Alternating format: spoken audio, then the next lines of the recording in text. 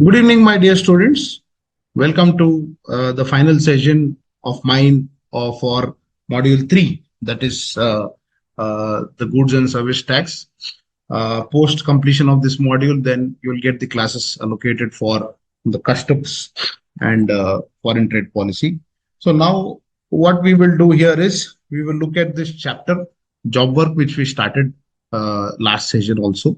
We look at the job work provisions associated and the input tax credit provisions which are related to the job work in detail. And also after this, we'll cover the last topic, that is miscellaneous provisions, where a number of provisions which have not been covered in the previous chapters will be touched upon. So therefore, we discussed in the last class that job work is basically if any work has to be done on a particular product, the registered person who is the principal will send the goods to the respective job worker on which certain treatment or process will be undertaken. So the person who does the job is known as the job worker, and he is expected to work on the goods which is sent by the principal. And whether it is a job work or not, we will have to decide based on the facts and circumstances of the case. So therefore, again, in this particular situation, there is also a clarification which is given that apart from the goods which are sent by the principal, the job worker also can add his goods also for the purpose of providing the job work. Now, sometimes what happens in case the job worker and the principal are in different states, in that particular situation, it tantamounts to an interstate supply of services. So therefore, in that particular situation, barring certain exceptions, the job worker has to get registered under the GST because he is engaging in the interstate supply of services. Fine. So therefore, in that particular situation, he shall be liable to be registered. He will also issue an invoice at the time of supply. This value of services will be determined as per section 15, will not only include the service charges, but also the value of the goods and services which are used by him. Also, apart from the product, certain specified items like molds, dies, jigs, fixtures will be provided.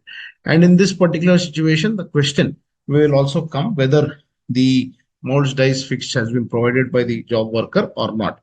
There, section 15 subsection 2 clause B will come into the picture, wherein in case of any accessories which are being used by the respective job worker, in that particular situation, it shall form part of the value of the supply. So these are what we have discussed in the previous session. So here again, as I told you, sometimes what happens, small accessories like molds, dies, jigs, and fixtures will not be included in the value of the job work, provided, however, the value has been factored in the price for the supply of services by the job worker. For example, if the job worker does any particular treatment or process on the goods which are sent by the principal, and certain small accessories are used in the process of that job work, it will need not be separately included in the value, but however, the condition is that the value of such particular accessories and the small products should have been factored in the price of such value. So section 19 of the CGST, which pertains to input tax credit related to job work, and 143 of the CGST Act deal with the job work provisions. Also, section 20 of the IGST Act, the same provisions have been made applicable. So this was what we had covered in the previous session, the introduction to the job work provisions, where we had concluded, and we also looked at the definitions which were there. All these definitions you have already covered in the previous chapters. Let us go through these definitions. Taxable supply, very straightforward. Supply of goods or services which is leviable to tax. And place of business, again, is to subsection 85. It is an inclusive definition.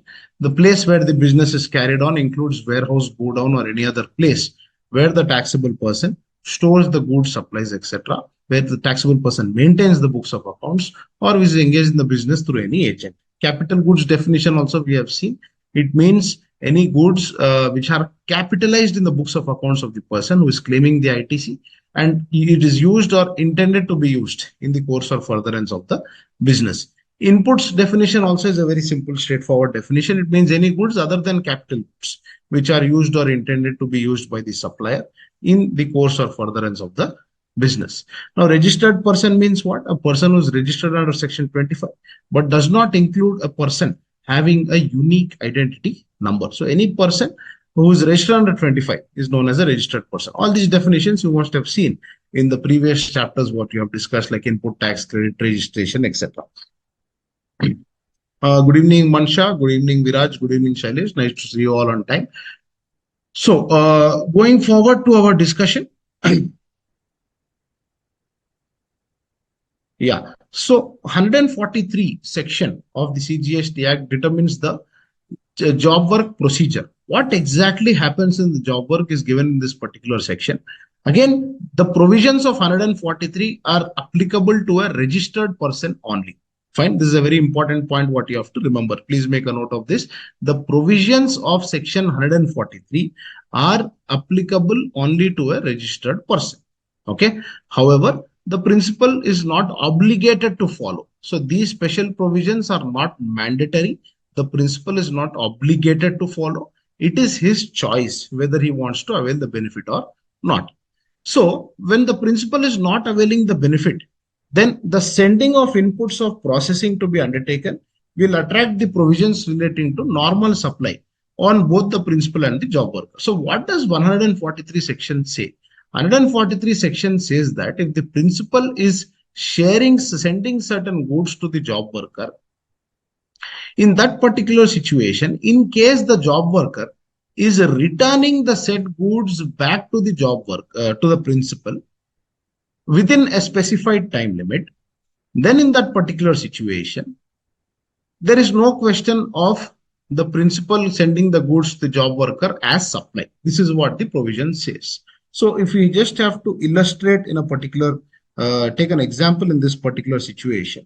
Now let us assume principal is Mr. A, who is registered under GST in, say, Mumbai. Okay. Now Mr. A sends the goods to Mr. B, who is a job worker. Okay. Who is a job worker. Now, if Mr. A does not avail the benefit under section 143, then the supply or the sending of goods by Mr. A to Mr. B shall be treated as supply and GST shall be applied. Okay, but if he avails the benefit of under 143, then whatever goods he is sending will not be treated as supply, but there are certain conditions to it which we'll see in the respective provisions. I hope you understood this point, right? So therefore, in case he does not go for the benefit of the special provisions, then in that particular situation, it shall attract the provisions of a normal supply for both the principal as well as the job worker. Fine. So therefore, again, as I told you, the principal who is sending the goods must be a registered person. Okay. Now, what is the main benefit under 143? Why is the principal, what sort of benefits are given to the principal with regard to the job work under 143? So therefore, the main incentive which is given is that the principal can send the goods to the job worker without the payment of tax. Without payment of tax, he can send the goods to the job worker. So therefore, what all he can send? He is allowed to send inputs or capital goods without payment of tax to the job worker. And from there, it can also go to another job worker. And after completion, he can bring back such goods without payment of tax or remove the processed goods from the job worker's premises for supply to the customer. Did you understand? So therefore, what all he can do? A registered person. The principal therefore should be a registered person. He can send inputs or capital goods. These two can be sent without payment of tax to the job worker. Again, from the job worker, three things can be done. From the job worker, three instances are possible.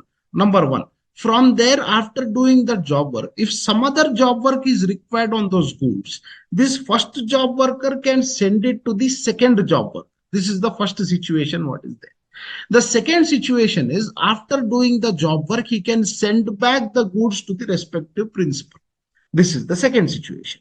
The third situation, whichever is the final customer to whom the principal has to supply the goods, goods. The job worker, after completing the job worker, can supply the goods directly to the customer to whom the principal has a dealing. I hope you understood. So these are the 3 points which can be done without the payment of tax. Again, such goods needs to be removed under intimation. Their intimation has to be given to the GST department through a particular form. In that, you will mention what are the goods you are sending for job work. That form has to be filed with the GST department. Again, the principal is not required to reverse the ITC availed on inputs or capital goods dispatched to the job worker without the payment of tax. So the principal has purchased, let us take an example here. The principal has purchased plant and machinery worth rupees 5 lakhs, on which 18% GST he has paid, 90,000 input tax credit he has taken. On the respective plant and machinery, some work has to be done, for which he has sent it to the job worker. The job worker completed such work and sent back the plant and machinery to the principal. In this particular situation, whatever input tax credit which is claimed by the principal to the amount of rupees 90,000, it need not be reversed. He can very much claim the input tax credit. This is what the section says. Fine. Then the principal can also send the inputs or capital goods directly to the job worker without bringing them to his premises and still avail the credit of the inputs tax paid on such inputs or capital goods. Now, what does this mean? In this particular situation, let me give you an example for you to understand better. So, in this particular situation, what is happening? Here, principal A purchases plant and machinery, or you can say any plant and machinery items, okay, from supplier B for rupees, say 10 lakhs or whatever. Now, A wants some work to be done on the plant and machinery by Mr. C, who is a job worker. Okay. Here what the section says, the goods can be sent directly by B to C without entering the premises of A. I hope you understood. So this also is possible.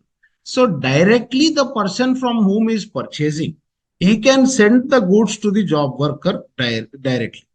Okay, it need not come. That is what this particular section says. So principal can send the inputs or capital goods directly to the job worker without bringing them to the premises and still can avail the credit of tax paid on the inputs or capital goods.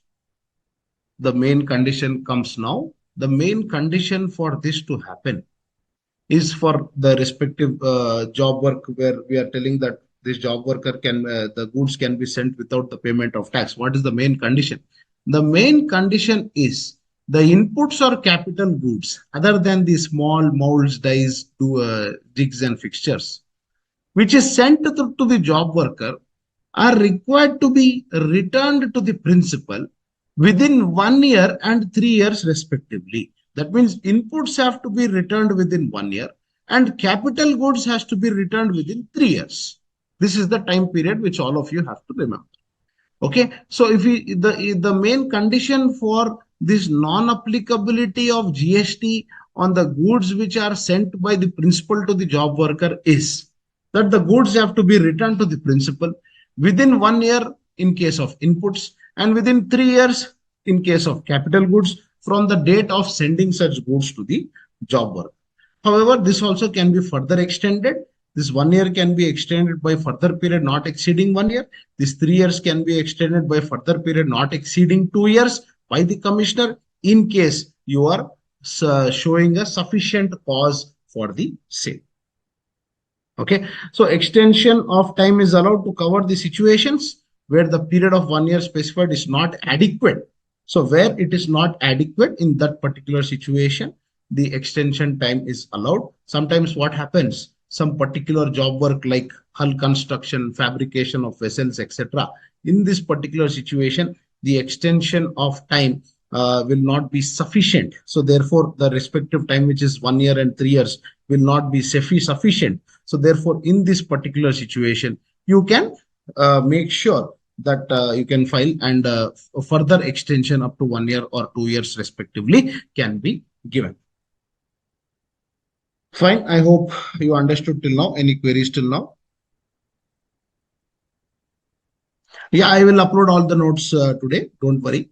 If assessee of section 133D, 143 deemed supply provisions, yeah, it will not attract, because 143 is a provision which says that if within the time limit the respective goods comes, it is no tax needs to be paid. For to if the other job worker to customers get back, section 16 inputs 3 years, capped input 1 year, 3 years. Correct, Namrata? If you have, is there any query? I think you have just mentioned something, but the timeline what you have mentioned is correct. If you have any queries, please let me know. I could not see the exact query what you are trying to ask. Now we come back to our discussion.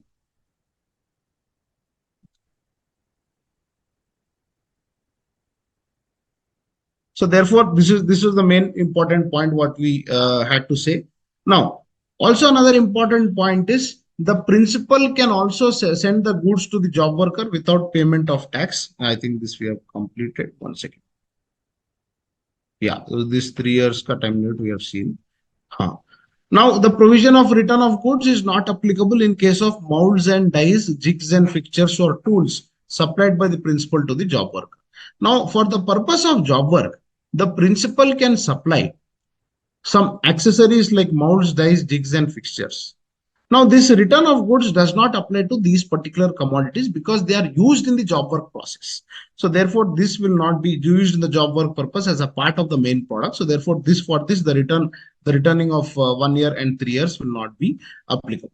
So after the goods are processed, the job worker may clear or dispatch the goods under the instructions of the principal. Okay, so what can the job worker do? As I told you, three instances are possible. First one, after he completes the process, he can send it to another job work for further processing, or any of the place of business of the principal without payment of tax, or the ultimate customer against payment of tax by the principal as applicable for supply. So he can also send it to the ultimate customer, but please bear in mind the contract will be between the principal and the ultimate customer.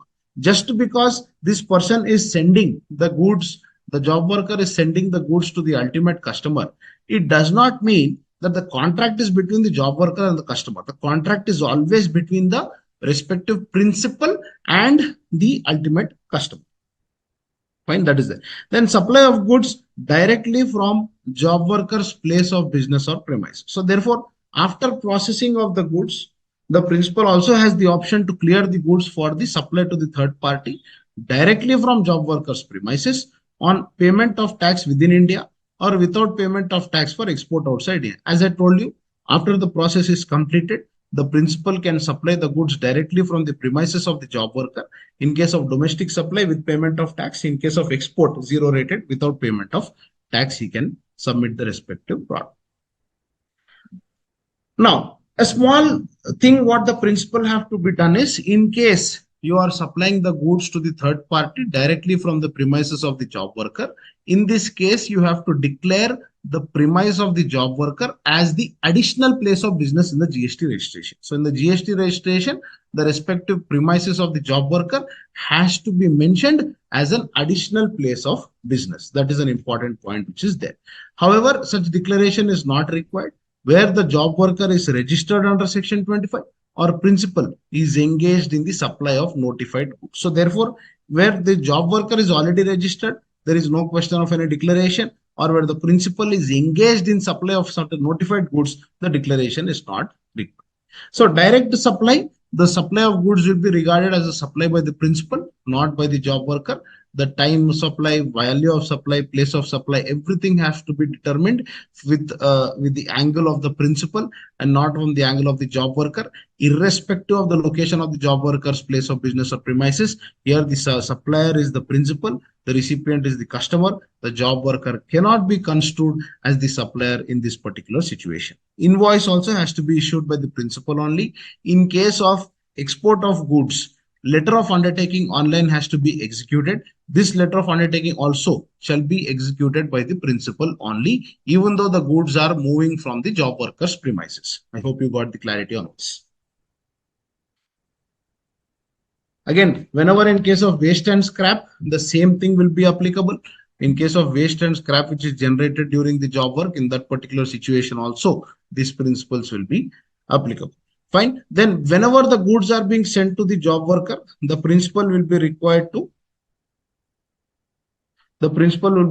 to send intimation to the proper officer containing the details of the description of the inputs, which is intended to be sent by the principal, and the nature of processing to be carried out by the job worker. So this has to be sent very clearly.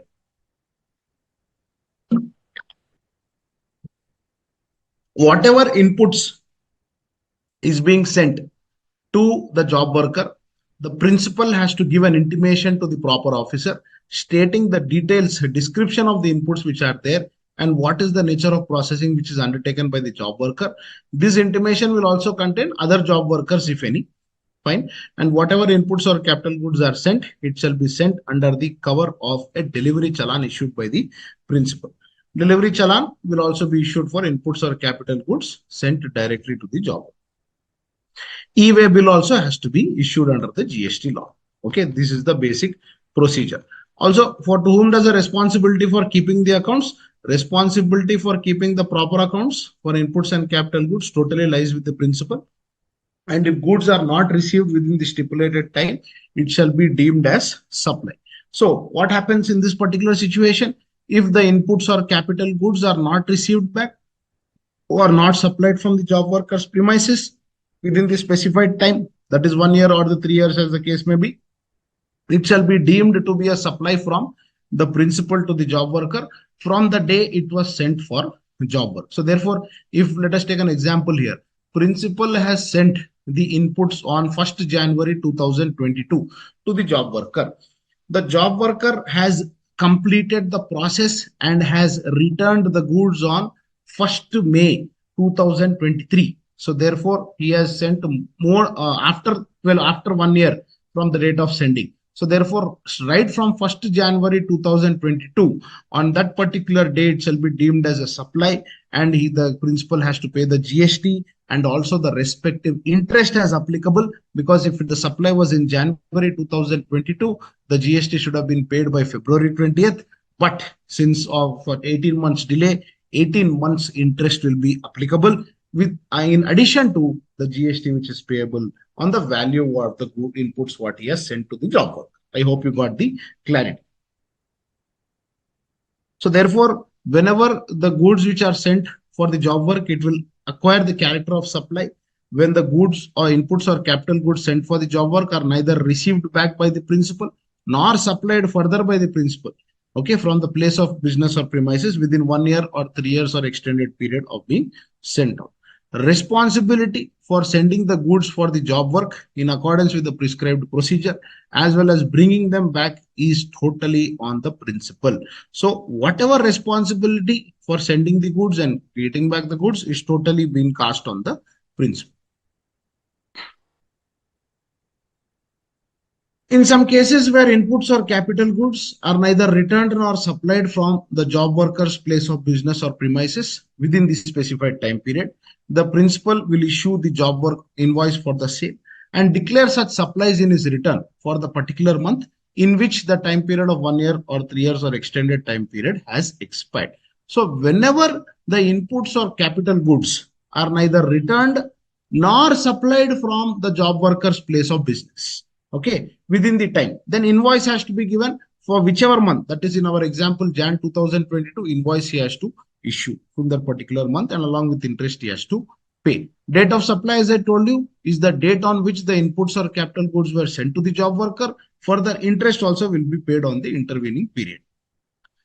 Now, when the goods are returned by the supplier after stipulated time period, the same will also, GST will get triggered on the job worker also in case he is liable to GST registration. So therefore, if the job worker returns the goods after the stipulated period, even the job worker to the principal, it shall be treated as a supply. And the job worker will be required to pay the GST if he is liable for registration. That is, if he is crossing the threshold. Again, as we have told before, there is no requirement of returning back or supplying the goods from the job worker's place of business as far as the mounts, dies, jigs, and fixtures are concerned. Okay, Namrata, got it. Yeah, input is 1 year and capital is 3 years. Then sending the goods to another job worker will not include in the calculation of threshold limit for registration of the job worker. No, not at all. Whatever, once the job principal sends the goods to the job worker and later the job worker sends it to the another job worker, there is no question of any turnover for the job worker. The turnover will be included in the principal only. Principal is sending to the job worker. In case not returned within the time, then interest also have to pay. 100% you have to pay. In case it is not returned, that means you have actually made a supply. Why this provision is there, where it is taking interest? If anyone can supply the goods to the customer, he can actually be the customer. He will say that I have sent for the job work and not pay the GST. This risk is anyways there. So that is why if it does not return within that 1 year or 3 years, as the case may be, that means it was a supply made by the principal to his customer, which has been masked as job work. So that is why when in case he returns it, you have to straight away consider the supply from the date on which he's sending to the job worker. From date on which he's sending to the job worker, from that date you have to consider. And therefore, interest also will be applicable for the number of delay of the months for which it was not. Fine. So that is some points with regard to the job work. I hope you got the procedure clear. Now, section 19, you must have already covered in case of the input tax credit. Let us again look at it. It deals with the ITC on capital goods and inputs and capital goods sent for job work. So therefore, in case of the principal, with regard to inputs or capital goods, you can take the input tax credit.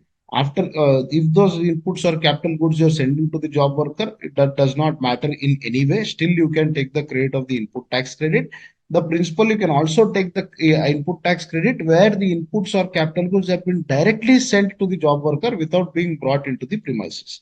So where these inputs or capital goods, where they have been directly sent to the job worker, still the principal can claim the input tax credit. That is, as I told you that example. From one supplier I am purchasing, that supplier sends the goods directly to the job worker without coming to the principal. In that case also, the input tax credit can be taken. The principal need not wait till the inputs or capital goods are first brought into his place of business. Fine. So therefore, time limits for return of capital goods, again, the same provision which is there, but this timeline pertains to input tax credit which is eligible, which is covered in section 9. So what is the time limit in this particular situation? For return of inputs or capital goods sent for the job work or supply from the job worker's place of business after requiring processing or treatment. Very similar, it is the same thing. Within 1 year and 3 years respectively, he has to send it back.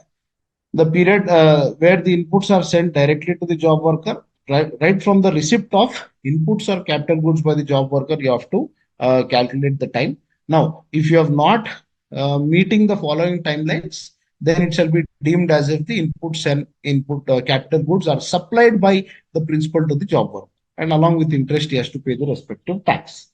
Again, in this GSTR1, return of outward supplies, you have to mention he is liable to pay the tax along with necessary interest. Now, in case of return of inputs and capital goods by the job worker after the stipulated time, it shall be treated as a separate supply. So therefore, here what happens? The inputs and capital goods are given to the job worker. Now, this job worker is returning these inputs and capital goods after the stipulated time, that is after the time of your 1 year or 3 years, then it shall be treated as a supply where the separate supply where the tax has been paid by the job worker as per the normal provisions under the GST. So in this case, the tax has to be paid by the job worker. Now, what is the procedure? There is a certain procedure which is given in rule number 45, read along with the circular, where what is the procedure for the goods, for sending the goods for the job work, where the goods are sent by the principal to only one job worker. He has to send the inputs or capital goods to the job worker under the cover of a delivery challan. So delivery challan is issued Under the delivery challan only, you can send the goods. What all the delivery challan should comprise? Date and number of delivery challan, name, address, GST number of consignor, consignee, HSN, quantity, taxable good, tax rate, place of supply, signature. So all these have to be comprised. So the principal shall prepare in triplicate the delivery challan for sending the goods to the respective job worker. So therefore, in triplicate, he will prepare the respective challan. I hope this point is clear with regard to this. Two copies of the challan may be sent to the job worker along with the goods. The job worker should send one copy of the delivery challan along with the goods when returning back to the principal. So therefore, three delivery challans has to be made for sending the goods to the job worker. Two copies of the challan will be sent to the job worker along with the goods. Again, after you send two copies, one copy you have to send along with the goods while returning back to the principal. Fine. So these are some procedures what you have to follow. Again, form ITC-04 is the form wherein an intimation is given to the proper officer with regard to the description of the inputs which are sent by the principal and what is the nature of processing which is carried out by the job worker. This has to be done in ITC-04. From one job worker to another job worker, if you are sending the goods, what happens? In that case, the goods may move under cover of a delivery challan. Alternatively, the delivery challan issued by the principal may be endorsed by the job worker, sending the goods to another job worker, wherein he will give the quantity and description of the goods being sent. So therefore, one job worker to another job worker, if you are sending the goods, in that case also it will move under a delivery challan only. Same process for subsequent movement should be followed. When it is returned by to the principal by the job worker, one copy of the delivery challan, when returning back, he will send it along with the respective goods. These are just the procedures to be followed with respect to the inputs which are returned back and which are sent by the principal to the job worker. Now, where the goods are sent directly by the supplier of the principal to the job worker. In this case, what happens? Principal is purchasing from someone. Rather than purchasing from him and sending to the job worker, this principal is asking that supplier directly to send it. In that case, place of business of the supplier to place of business of the job worker, invoice will be issued by the supplier in the name of the buyer. Job worker's name, address also should be mentioned as the consignee. So therefore, invoice will have the customer details and it will also have the job worker's details as a consignee, where you will mention that it is going to the respective job worker for the processes to be undertaken. Further, the buyer also shall issue the delivery challan and he'll send the same to the job worker directly. So buyer, whichever is the principal, he will also issue the respective delivery challan and in this particular situation, send it to the job worker because he is the person who's sending the goods directly to the job worker. In case of import of goods from the principal, which are then supplied directly from the custom station of import, the goods may move from the custom station to the place of business or premises of the job worker with copy of the bill of entry. And the principal shall issue the delivery challan under Rule 45, send the same to the job worker. So in this particular situation, what happened? Import of goods done by the principal, they are supplied directly from the custom station of import. Goods will move from the custom station of import to the place of business with copy of bill of entry. Along with bill of entry, delivery challan also is to be there, which will send to the job worker directly. Fine. I hope this also is clear. Sometimes the goods are returned in piecemeal by the job worker. After carrying out the job work, they are sent in piecemeal quantities to another job worker or to the principal. The challan which is issued originally by the principal cannot be endorsed and a fresh delivery challan is required to be issued by the job worker. Because whichever challan is originally sent has the total details of goods. So you cannot send the same challan. So when this job worker is returning in piecemeal, in parts by parts, he has to send a fresh delivery challan when he is returning those particular goods. Again, what is this intimation? Earlier it was quarterly. Now they made it half yearly. It's the responsibility of giving the all challans up to 5 crores if the turnover is there. ITC-04 is to be filed on annual basis. Due date is 25th April of the respective completion of the financial year. If it's greater than 5 crores, it is half yearly basis. 25th October and 25th April are the respective due dates with regard to the same. The period can be extended as may say so This is nothing but this ITC0 form is nothing but the intimation which we have seen under section 140.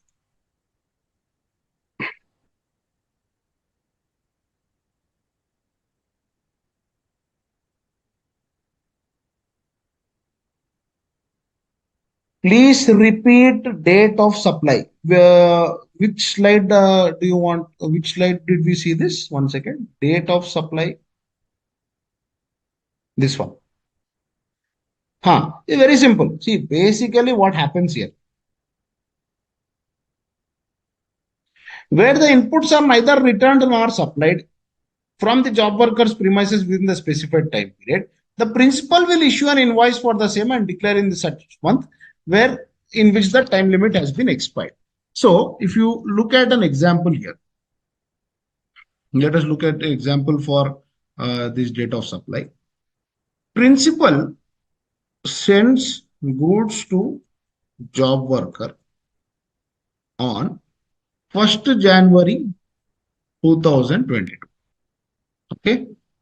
Job worker, again, these are inputs. These are inputs. Job worker completes the process and returns the goods on 1st May 2020. So for inputs, the time limit is 1 year. So therefore, he has to return within 1 year. Only then it can be done without payment of tax. But he has not done with it 1 year. He has done after 1 year. So therefore, since the goods are returned after completion of 1 year, the sending of goods on 1/1/2022 tantamounts to supply by principal to job worker. Okay. So therefore, date of supply will be treated as 1/1/2022. And on this, GST has to be paid along with interest from 1/1/2022 means the due date for paying the tax is February 20th, 2022. So therefore, from February 20th, 2022 to 1st May 2023, interest has to be calculated. I hope you got the point. Fine. Is that clear? Now going back to our any further queries. Registered principal send goods to unregistered job worker. Goods returned by unregistered job worker after stipulated time requires unregistered job to take registration and pay tax. Registered principal, if he sends the goods to unregistered job worker, if the goods are returned after the time limit, the goods which the principal sent to the job worker, on that principal has to pay the tax. But on the goods which are returned by the job worker to the principal, in that particular situation, job worker needs to pay the tax only when he is subject to registration under section 24 or 25. So if his turnover is very less, if the turnover of the job worker is only some 5 lakhs or 6 lakhs, he is not liable to get registration under GST. In that particular situation, on the goods which are returned by the job worker after the specified time limit, on that there will not be any tax. So tax will come only on the goods which are sent by the principal to the job worker. That's returned after time limit, then both job worker and principal have to pay the tax. Returned after time limit means there are two angles to it. The first angle, the supply made by the principal to the job worker, that is the first angle. The second angle is once the goods are returned after 1 year, the supply is done between the job worker to the principal. Job worker to the principal, GST has to be paid only if the job worker is liable to be registered. Otherwise, he will not have to pay the tax. I hope you got the point. Continuing the same example, if you see, this I hope you understood. In this case, if job worker is liable to be registered under GST, then he will also have to pay tax on the goods returned by him to principal on 1st May 2020. For this, the due date will be 20th June, which is the date of filing the 3B. And on this, there will not be an interest. It will be considered as a fresh sum. I hope you got the point.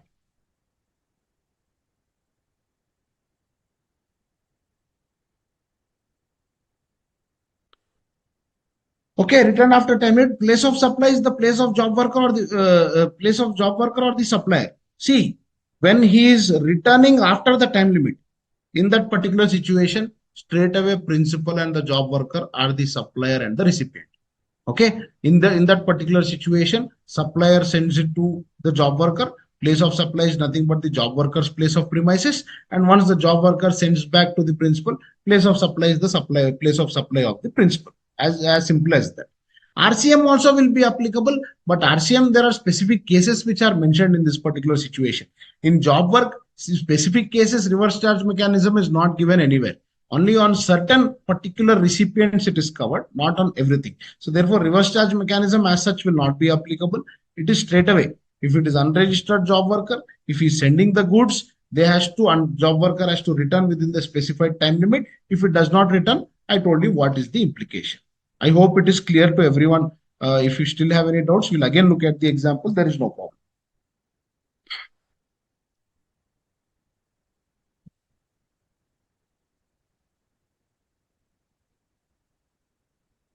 Okay, so therefore, section 19 talks about ITC on inputs and capital goods sent for job work.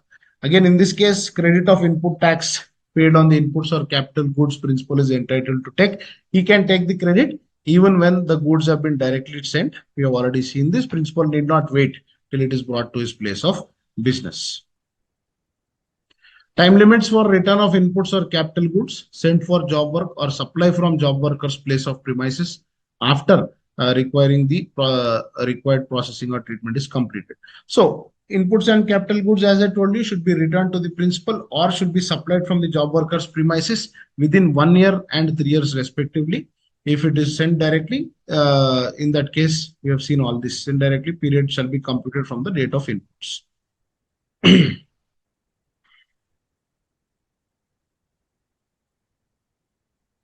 Further procedures with regard to the job work, if it is sent to one job worker, he has to send the inputs under cover of delivery challan. It will take or consider all these details. Yes, we have completed all this.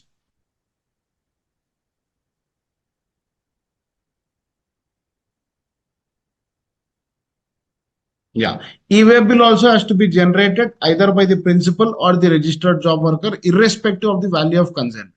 Where the goods are sent by principal in one state to job worker in another. Principal and job worker are located in two different states, irrespective of the value of the consignment. He has to, the principal or the registered job worker has to execute an e-way bill. Whenever it is supplied to unregistered job worker, the e-way bill has to be generated by the principal. Registration requirements where the principal and job worker are in the same state, the job worker will be required to obtain registration only if his aggregate turnover exceeds the specified threshold limit. Where it is located in another state altogether, in that case, it totally falls. Section 24 you have to see with regard to compulsory registration.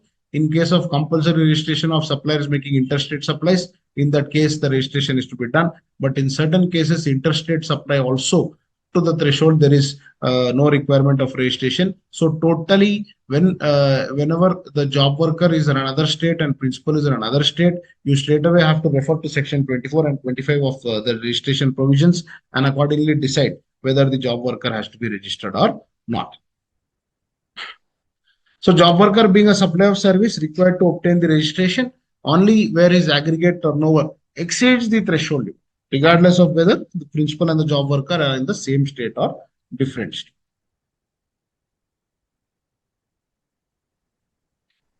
Okay, then value of goods after completed supplied directly from the premises of the registered job worker not to be included in its aggregate turnover. So when you are calculating the registration threshold limit for the purpose of job work, now, when you are completing the job work and you are sending the goods directly to the customer, that is nothing but the transaction between the principal and the final customer. So therefore, that particular value should not be included in the respective threshold limit. This is what they say. It should not be included in the respective threshold limit. So therefore, in that particular situation, that shall not be taken into consideration. and the supply of goods by the principal from place of business of the job worker will be regarded as supply by the principal only and not by the respective job worker. Waste and scrap, which is generated during the job work, may be supplied by the job worker directly from his place of business on payment of tax if it is registered, or by the principal if the job worker is not registered. So whenever you are doing the job work, in case there is any waste and scrap which is generated, and you are from that you are supplying that particular waste and scrap to any outside customer. So either the job worker can be supply that on payment of tax, if but only if the job worker is registered, or in other cases the principal can supply if the job worker is not registered. So with this we come to the end of the job work chapter. We will see a few questions before we proceed further. Place of supply in case supplier of principal transfer directly to the job workers. Yeah, I understood your question. Now, principal is there. So you are telling when the principal is asking the supplier to send the goods directly to the job worker's premises. You're asking the supplier to send the goods directly to the job worker's premises. The supply is between the principal and the supplier. He is procuring the goods from the supply. He is procuring the goods from the respective supplier.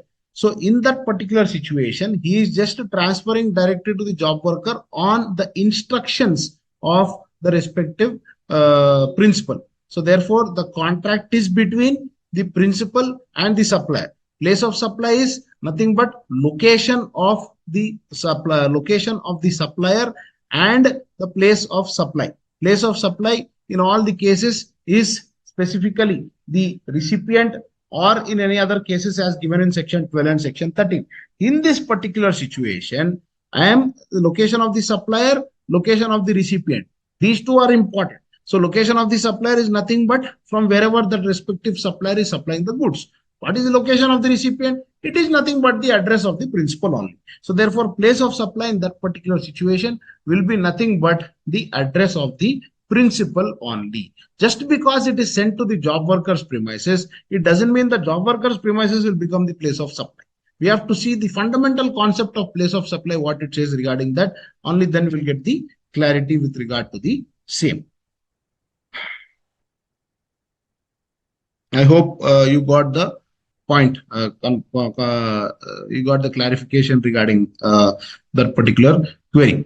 So now we look at some questions. Sudama Industries Limited, registered in the state of Jammu and Kashmir, manufactures plastic pipes for other suppliers on job work basis. On 10th January, Plasto manufacturers, who is registered in state of Himachal Pradesh, sent the plastic worth 4 lakhs and molds worth 50,000 free of cost to Sudama Industries to make the plastic pipes. So therefore, worth rupees 1 lakh in the to make the plastic pipes. Sudama Industries also used its own material. So Sudama Industries here is the job worker. Plasto Manufacturers is the principal. Okay.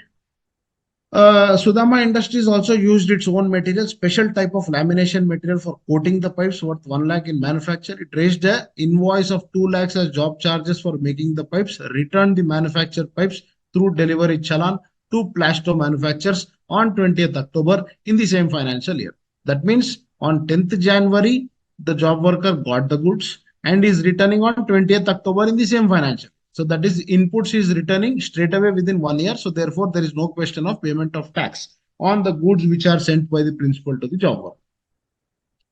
Then the same quantity and quality of plastic pipes as were sold for Plasto were made by Sudama Industries from its own material and sold to Solid Pipes, again registered in Jammu and Kashmir, for 7.5 lakhs on 20th October. So same type, this job worker sold it to another person. That is what is asking. Examine the scenario. Offer our views on the following issues with reference to provisions relating to job work under GST law. First one, is there any difference between the manufacture of plastic pipes by Sudama Industries for Plasto manufacturers and for Solid Pipes? So is there any difference between these two? Please try to answer this question. Is there any difference between these two?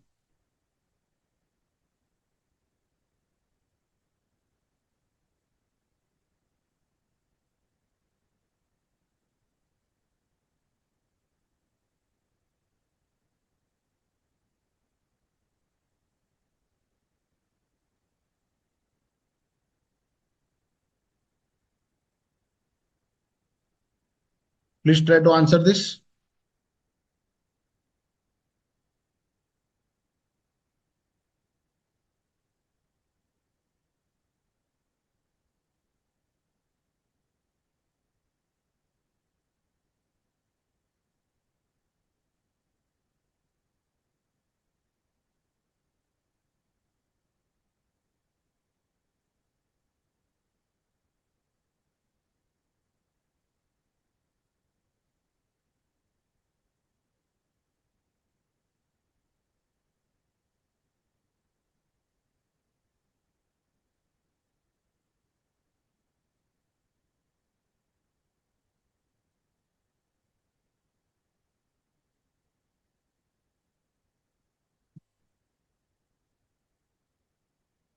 Yeah, any answers for this? So therefore, if you see here, first thing is manufacture of plastic pipes by Sudama for plasto manufacturers. So here plasto manufacturers is the principal. So here what is happening? Plasto manufacturers is the principal who is sending the plastic to Sudama manufacturers for the purpose of making the product, and Sudama Industries is undertaking the treatment or process done on the products of plasto manufacturers. So therefore, that amounts to job work as per the GST law. Whereas in the second case, the product which is being sold to solid pipes is made from the own raw materials of Sudama Industries Limited, and therefore is a supply by virtue of the GST rules. So therefore, both are totally different. In first case for plasto manufacturers, it is the nature of job work, whereas in the second case, it is a transaction of supply between the Sudama Industries and solid pipes. Okay, I hope you got the clarity on that. Now, second one, whether Sudama Industries can use its own material even when it is manufacturing the plastic pipes on job work basis. Okay, the rules pertaining to job work very clearly state that the job worker, in addition to the goods which are received by the principal, can also use his own goods for the purpose of provision of the job work, for the purpose of providing the services of the job work. Therefore, in this situation, there is no restriction on usage of its own material by Sudama Industries when it is manufacturing the plastic pipes on the job work basis. Fine. I hope that is clear. The next one, whether sending the plastic and molds to Sudama Industries Limited by plasto manufacturers is a supply and a taxable invoice needs to be issued for the same. Okay. Therefore, here, how do you have to answer? With regard to the sending of plastics and molds to Sudama Industries Limited by plasto manufacturers, it is a supply of goods by a principal to the job worker, wherein the as per section 143 of the CGST Act 2017, the supply can be done without the payment of tax, provided the respective inputs are returned within 1 year from the date on which the goods are sent by the principal to the job worker. In case, so therefore, in this particular situation, the goods are sent within 1 year, and therefore it is not a supply, and taxable invoice need not be issued for the same. That is the answer for the third question. This is how the way I'm telling the same thing you have to make sure you present in your examination as your answer. You need to be crystal clear with what you're writing. Only then you'll be able to get the proper marks in the exam. Whether Sudama Industries should include the value of free of cost plastic and molds supplied by plasto manufacturers in its job charges. So in this particular situation, what is happening? The molds and fixtures are being sent by the principal to the job worker. In this particular situation, any amount that the supplier is liable to pay in relation to the supply incurred by the recipient of the supply and not included in the price actually payable is includable. However, in this particular situation, Sudama Industries should not include the molds and dies supplied by the plasto manufacturers. The scope of service is to manufacture the plastic pipes from the material given by plasto industries. So therefore, there is no question of Sudama Industries being paying for the molds and dies which are given by the principal. So therefore, that particular value should not be included in the job work charges. So this type of question can be answered. I hope for all the four questions you got the clarity. Next one, Alok Private Limited, a registered manufacturer, sent steel cabinets worth rupees 50 lakhs under a delivery challan to Messrs. Prem Tools, a registered job worker, for job on 28th January, he said. Okay. The scope of job work included mounting the cabinets on a frame and sending the mounted panels back to Alok Private Limited. Metal frame is to be supplied by Prem Food. So therefore, this is the product which is a product of the job worker which is being used in the job work process which is undertaken for the principal. Messrs. Prem Tools has agreed to a consideration of 5 lakhs for the entire mounting activity, including the supply of metal frame. During the course of mounting activity, metal waste is generated, which is sold by Messrs. Prem Tool for 45,000. So that means 5 lakhs is basically for the entire job work activity. When he's doing the job work, he generated scrap, which he sold for 45,000. So Prem Tool sent the steel cabinets on 3rd December in the same financial year. That is within 1 year, yes, sent it. GST rate for metal frame is 28%, metal waste is 12%, standard rate for service is 18%. You are required to compute the GST liability of Prem Tools. Also, give the reasons for inclusion or exclusion of value of cabinets in the job work charges for purpose of payment of GST. Please try to work out this answer. What is the GST liability of Prem Tools?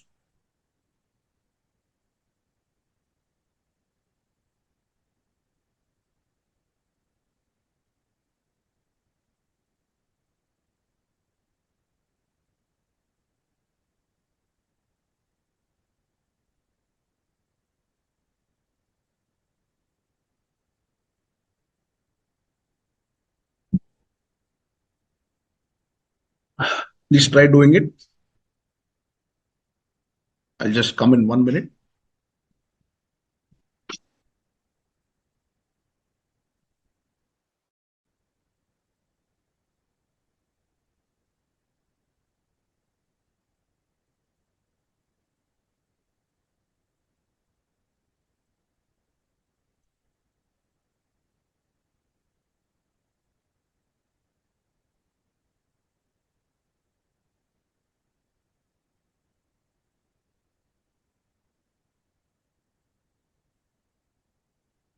So here, what is the GST liability of Prem Tools? GST liability of Prem Tools. So here what is happening? Alok is the manufacturer who is the principal. So therefore he is the principal. And he sends steel cabinets of 50 lakhs under delivery challan on 20th January. So therefore, now this 50 lakhs on 20th January, the job worker is returning on 3rd December. So therefore, within 1 year, he is returning. So there is no question of this steel cabinets being treated as supply. So when you are looking at the GST liability of Prem Tools, you have to only see what is the consideration he is charging for the job work charges. So therefore, in this particular situation, consideration for job work charges rupees 5 lakh. 5 lakh is basically what is charging for the job work. On this GST rate, she has asked to assume at 18%, which is 90,000. This is the first part which she has to see. Okay. And second one is 45,000 scrap. So therefore, he has already generated the scrap during the course of doing the job work. Now this metal waste, the sale of metal waste is rupees 45,000. GST at the rate of 18% comes to rupees 5,400. So therefore, total GST payable is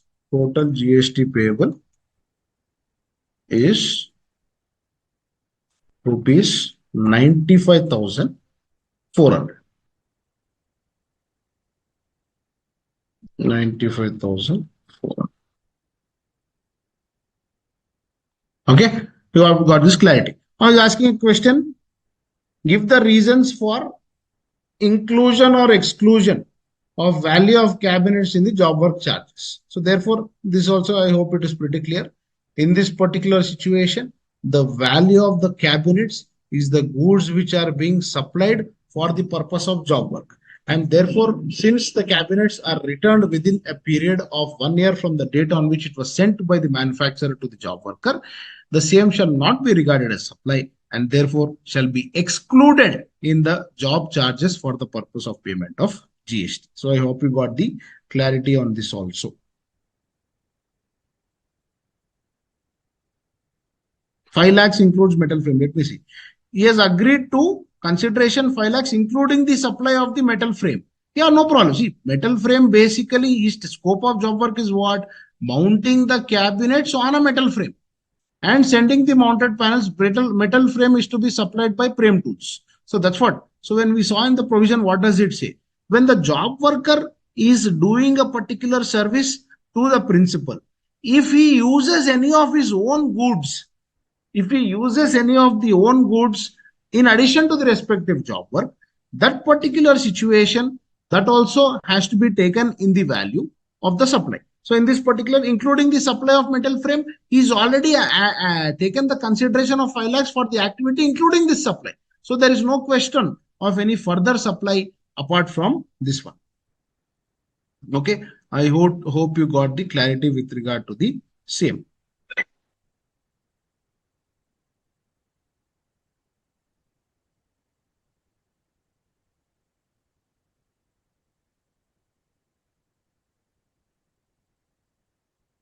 Fine. Next question.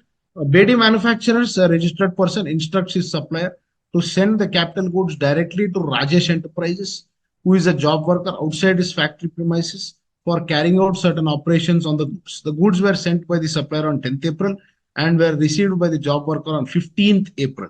Rajesh Enterprises carried out the job work but did not return the goods to their principal, BD manufacturers. Discuss whether BD manufacturers are eligible to retain the ITC award. What action is to be taken by BD manufacturers? What would be your answer if in place of capital goods, jigs and fixtures are supported to and the same has not been treated or written as a principal? So you should try to answer this question on your own. Try to work it out as an exercise problem. In this case, it is a situation where the respective job work has been completed, but the capital goods were not returned to the principal. So in that situation, what happens? So you'll have to refer to the provisions since it is not returned within 3 years. In that particular situation, the input has to be reversed. And apart from that, the input tax credit, whether BD are eligible to retain, whatever capital goods, it shall be treated as a supply. Okay, you would have taken the input tax credit, but the capital goods what you have sent to the job worker will be treated as supply. And from that date, interest will be applicable. In case of capital goods, if jigs and fixtures are supplied, then in that particular situation, there is nothing to worry because jigs and fixtures are not to be considered as inputs or capital goods. Therefore, there will not be any GST levy. Fine. So on that way, you will have to answer this particular question. Okay. So therefore, now we'll have to any further questions based on this before we end the chapter and go to the next one.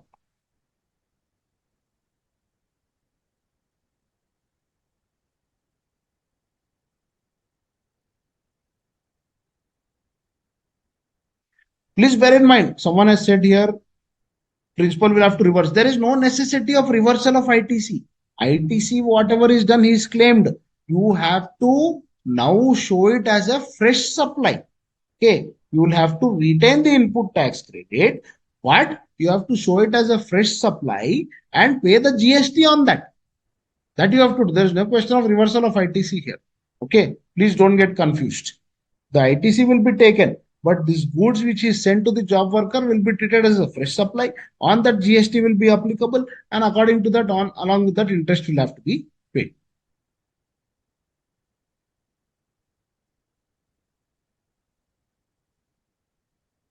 I hope you got the point. Supply onward GST has to pay the tax. He has claimed the ITC and he already availed it. So now you have to show that as a supply and pay the respective tax.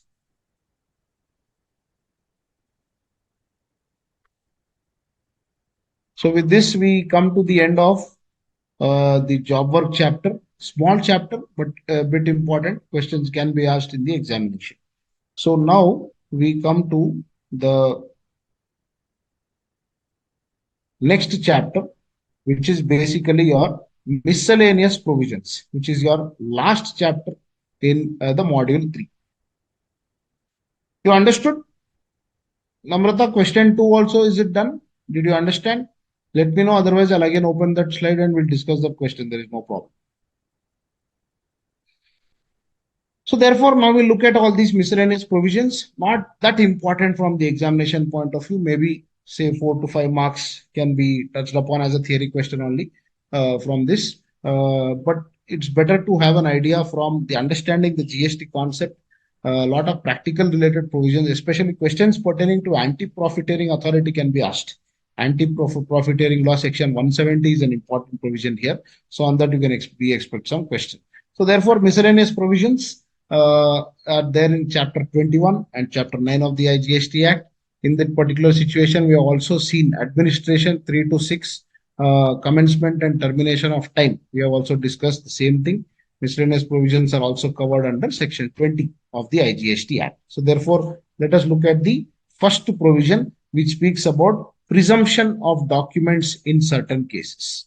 Presumption of documents in certain cases. So that means, what does it mean? Now, in the GST law, when you are taking any documents from the taxpayer, you will assume that all those documents are true and factual unless it is proved that it is not supposed to be, it is not correct. So for example, if I am taking any documents from the taxpayer, okay, on that the respective taxpayer say invoice raised by the taxpayer I'm taking, I will assume that is the correct invoice unless the taxpayer says, no sir, this particular invoice is wrong. So therefore, that is what your 144 says. Presumption of documents, an act of accepting something which is true until it is proved not. So therefore, when certain documents are given as evidence by the prosecution in proceeding under the GST law, documents, what all documents are covered here? Documents produced by any person under the CGST Act or any other law. Documents seized from the custody or control of any person under the CGST or any other law.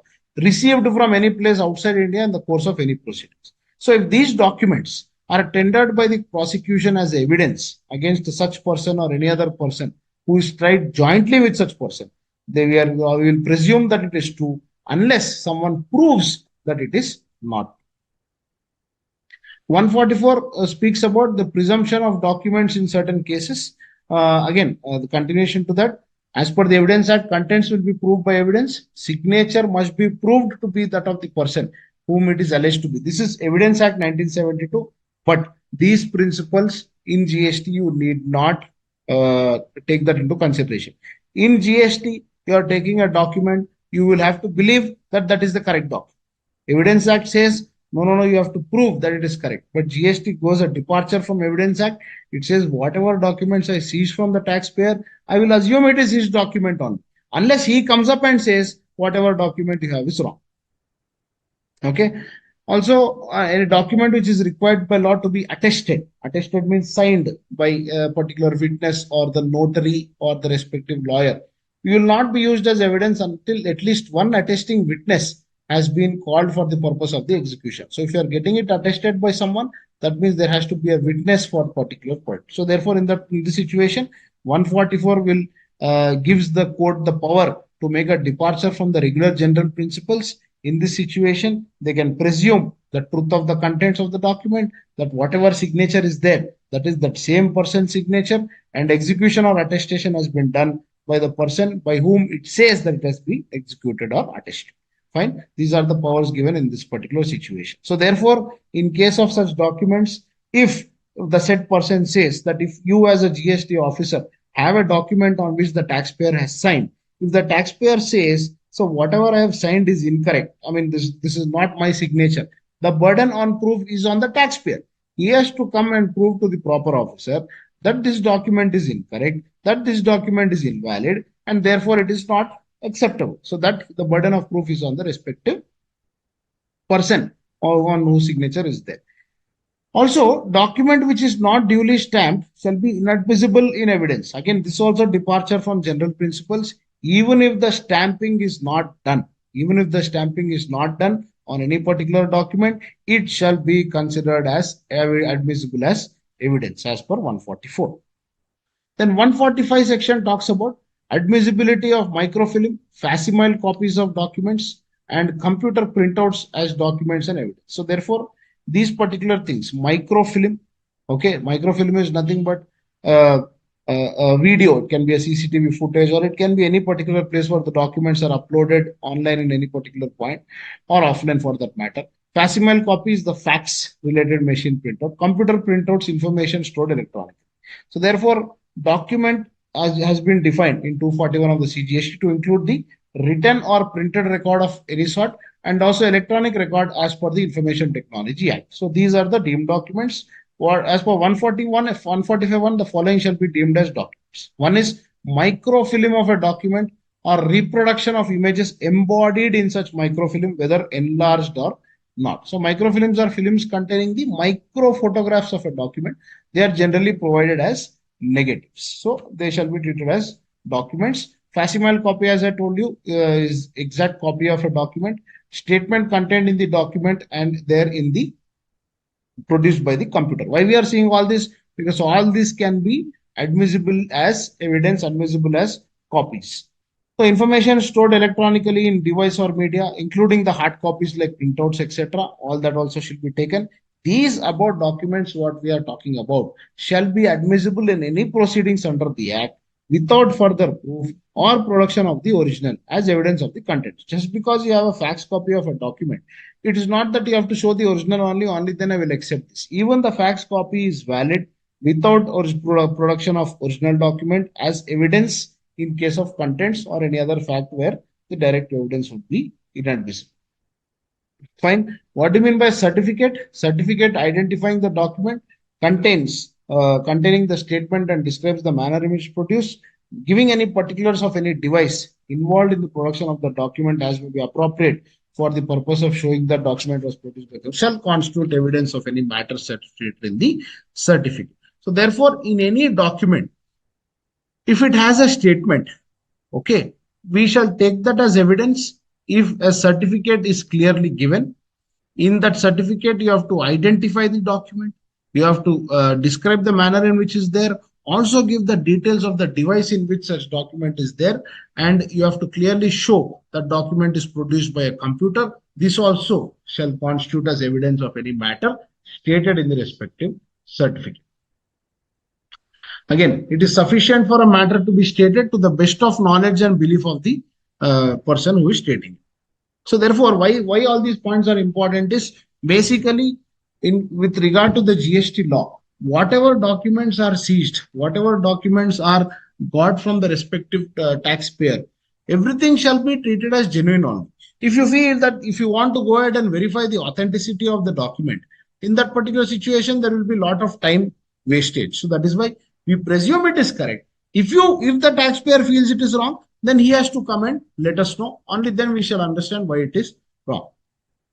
Then power to call for information and bar on disclosure of information. So furnishing, collection and publication of information under 151. So 151, what does it say? The commissioner or any other officer authorized by him may by an order direct any person to furnish the information. So any commissioner or any person authorized by him, he can direct any other person to give the information.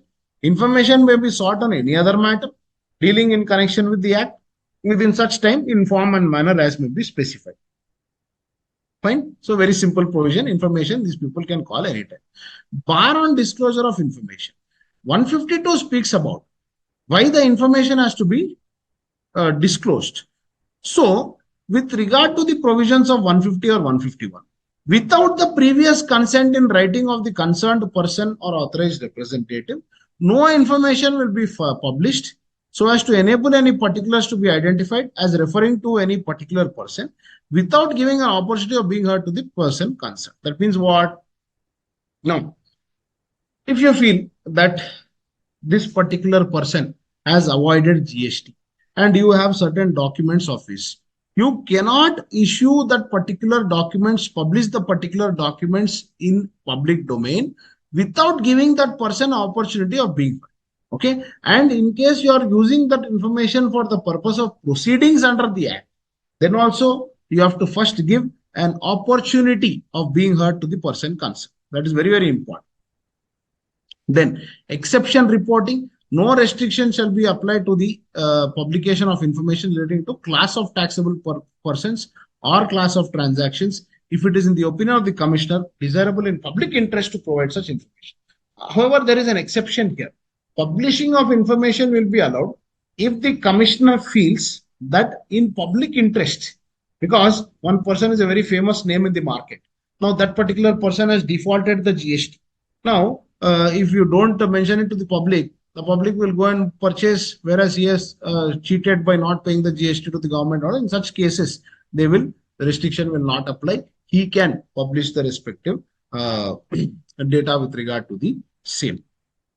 Now, 158 talks about disclosure of information by public servant. So, sometimes all the GST officers are having the access of lot of sensitive information, especially with regard to information of pricing of products, etc. In this particular situation, the provisions for disclosure of information is given by 158 and also maintaining confidentiality of the same and related penal provisions in event of contravention of the same. So, disclosure of information provisions, maintaining the confidentiality and also related penal provisions. What all shall be treated as confidential? All particulars contained in the statement, returns or accounts or documents, in any record or evidence given in proceedings and under the act other than proceeding before a criminal court, all particulars contained in any record of any proceeding. So, all this you shall treat as confidential. The returns what you are submitting, accounts or documents which I am producing in the course of assessment, in any proceedings I am giving any evidence, any record of proceedings, all this you shall treat it as total confidential. There are certain exceptions to 158.1. It says that with regard to certain particulars, it can be disclosed. So, 158.3 says that notwithstanding anything contained in 158, the following information may be disclosed for prosecution. Any particulars in respect of such statement, return, documents, etc., for the purpose of prosecution under Indian Penal Code. So, particulars in respect of any statement, return, accounts, documents, etc., for the purpose of any prosecution under the Indian Penal Code or prevention. In that case, in this particular situation, you can give such particulars for carrying out the objects of the act. Any particulars to the central government or state government or any person acting in the implementation of the act for the purpose of carrying on the object of the act.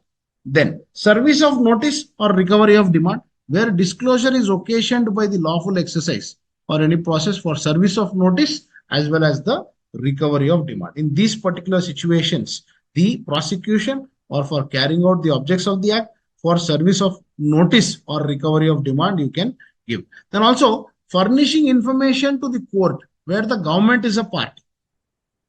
Therefore, there is a court wherein government is the party which relates to any matter. There, in that particular situation, the department can provide the information to the respective court. Also, if any audit officer is appointed for the purpose of audit of tax receipts or refunds of tax, to him also you can provide the respective particulars. Inquiry into conduct of GST officer, where in case any GST officer is not behaved himself properly, not conducted himself properly, such particulars can be given to him for inquiry of the respective GST officer to any person or persons who are appointed for purpose of inquiry. For enabling levy or realization of any tax or duty, any particulars to any of all these are exceptions. These all can be given. Okay, basically he cannot give any information, but in these circumstances he can give the respective public information. Any particulars to the office of the central government, etc., as may be necessary for the purpose of realizing any tax or levy that can be done.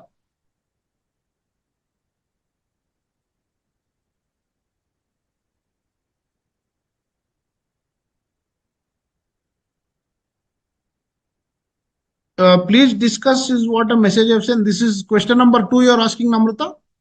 If it is that, once we complete this chapter, before we end the session, Then I will come back to the job work and discuss that particular question number two. Don't worry.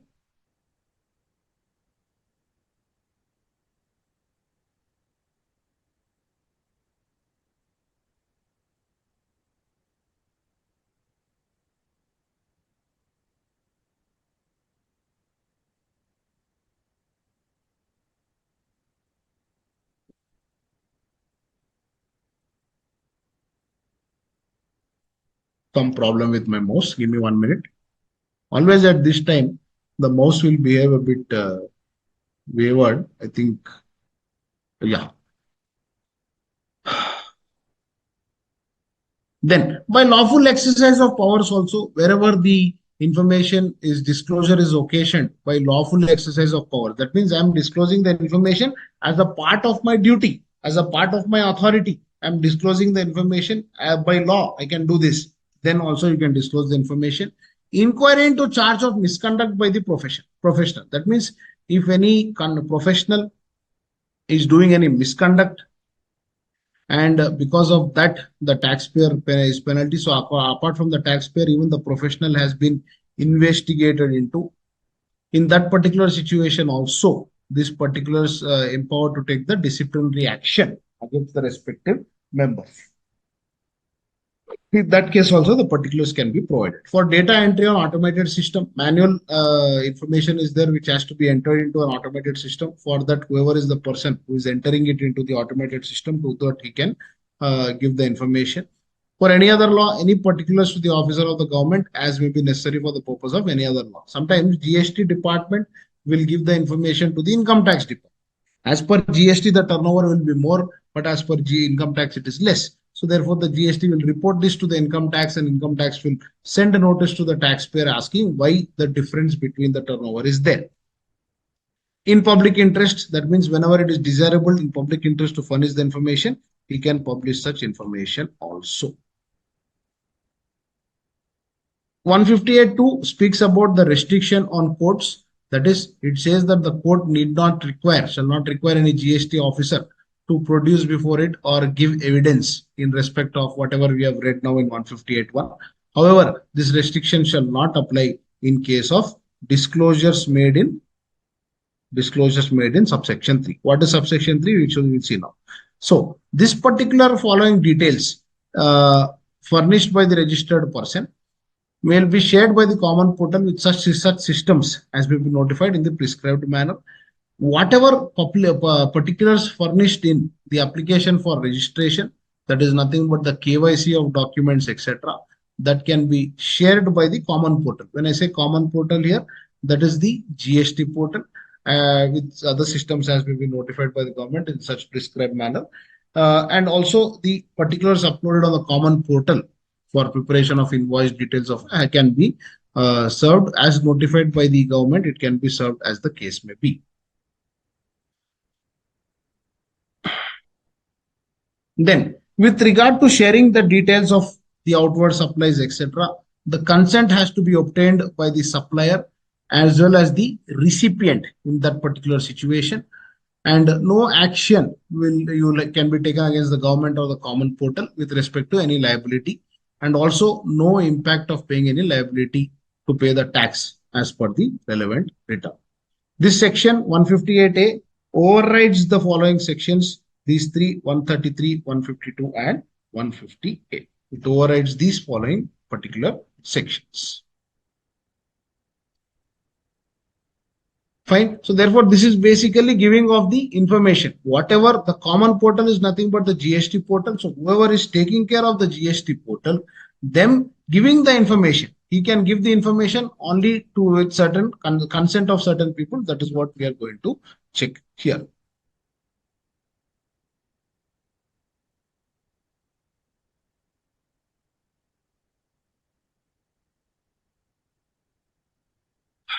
Also, this provision why it can be helpful in many cases where the recipient of goods wants to confirm whether supplier has filed the returns and paid the tax. So when I am a recipient here, I am claiming the input tax credit, and based on the supplier what is showing in the GSTR 1.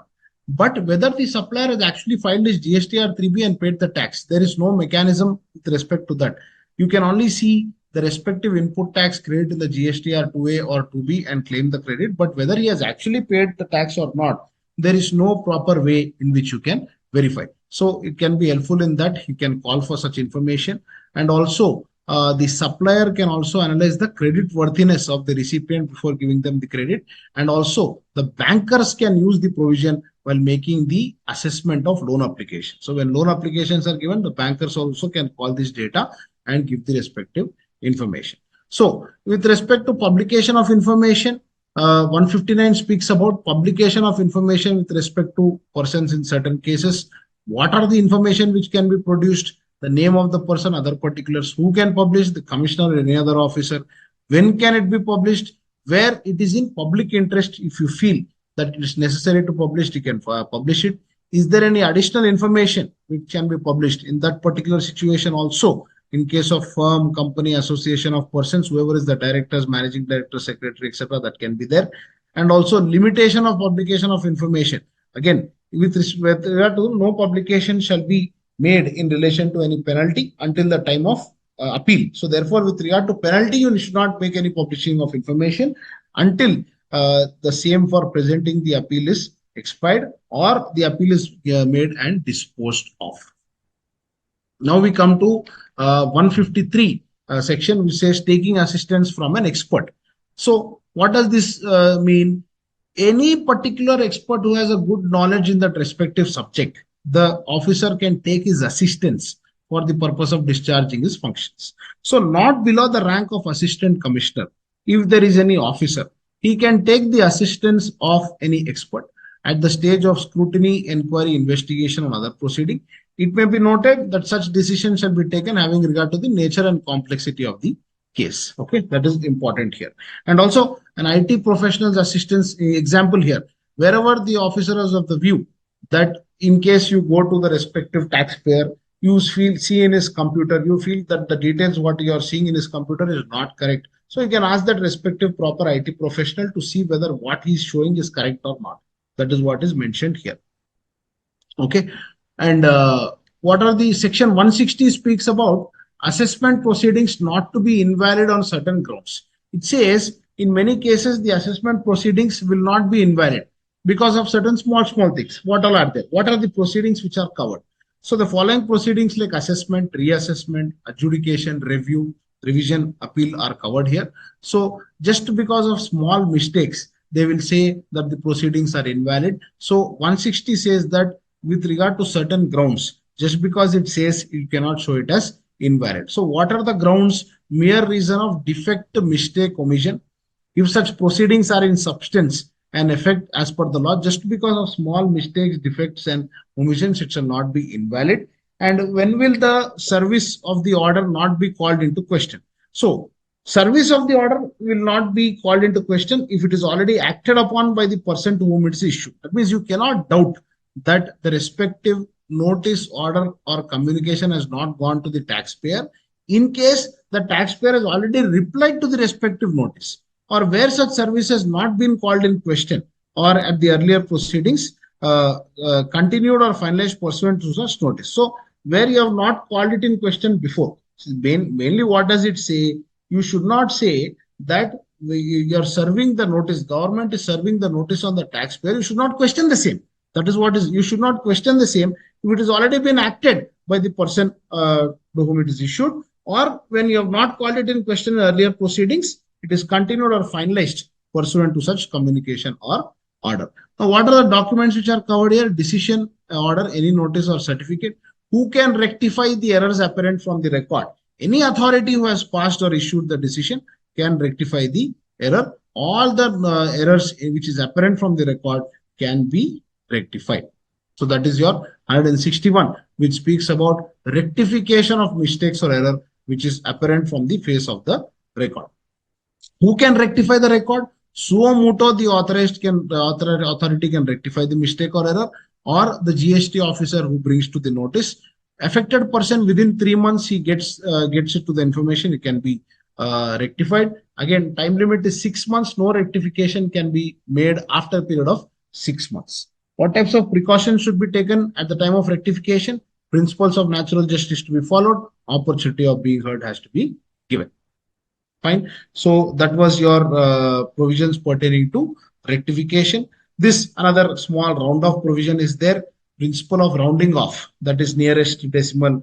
So more than 50 means next number, less than 50 means before number. That is there with regard to tax, interest, penalty, etc. Very, very minor provision. But on the tax invoice, you need not round off the figures. On the total you can given. Only the payments what you have made to the government, invoice payments what you are doing in the GSTR 3B, that has to be rounded off. This is the basic principle for rounding off. More than 50 paise means increase to 1 rupee, less than 50 paise means ignore such part which is there. Fine. So here, so that was your rounding off provisions, a very, very small provision. We have multiple other provisions which we shall see once we are this. So therefore, let's take a small break here. Yes, I was about to give a break. I know this last chapter is too much of theory, but it covers to all the sections which are not there in the respective topics till now what you have discussed. So let us take a small break of 10 minutes and we'll come back and further continue the chapter of the miscellaneous provisions. There is a one important section which is there in the second of the 170 anti-profiteering authority. I request everyone to pay attention for that because that is an important and you can expect some questions in the examination. So see you in the next 10 minutes.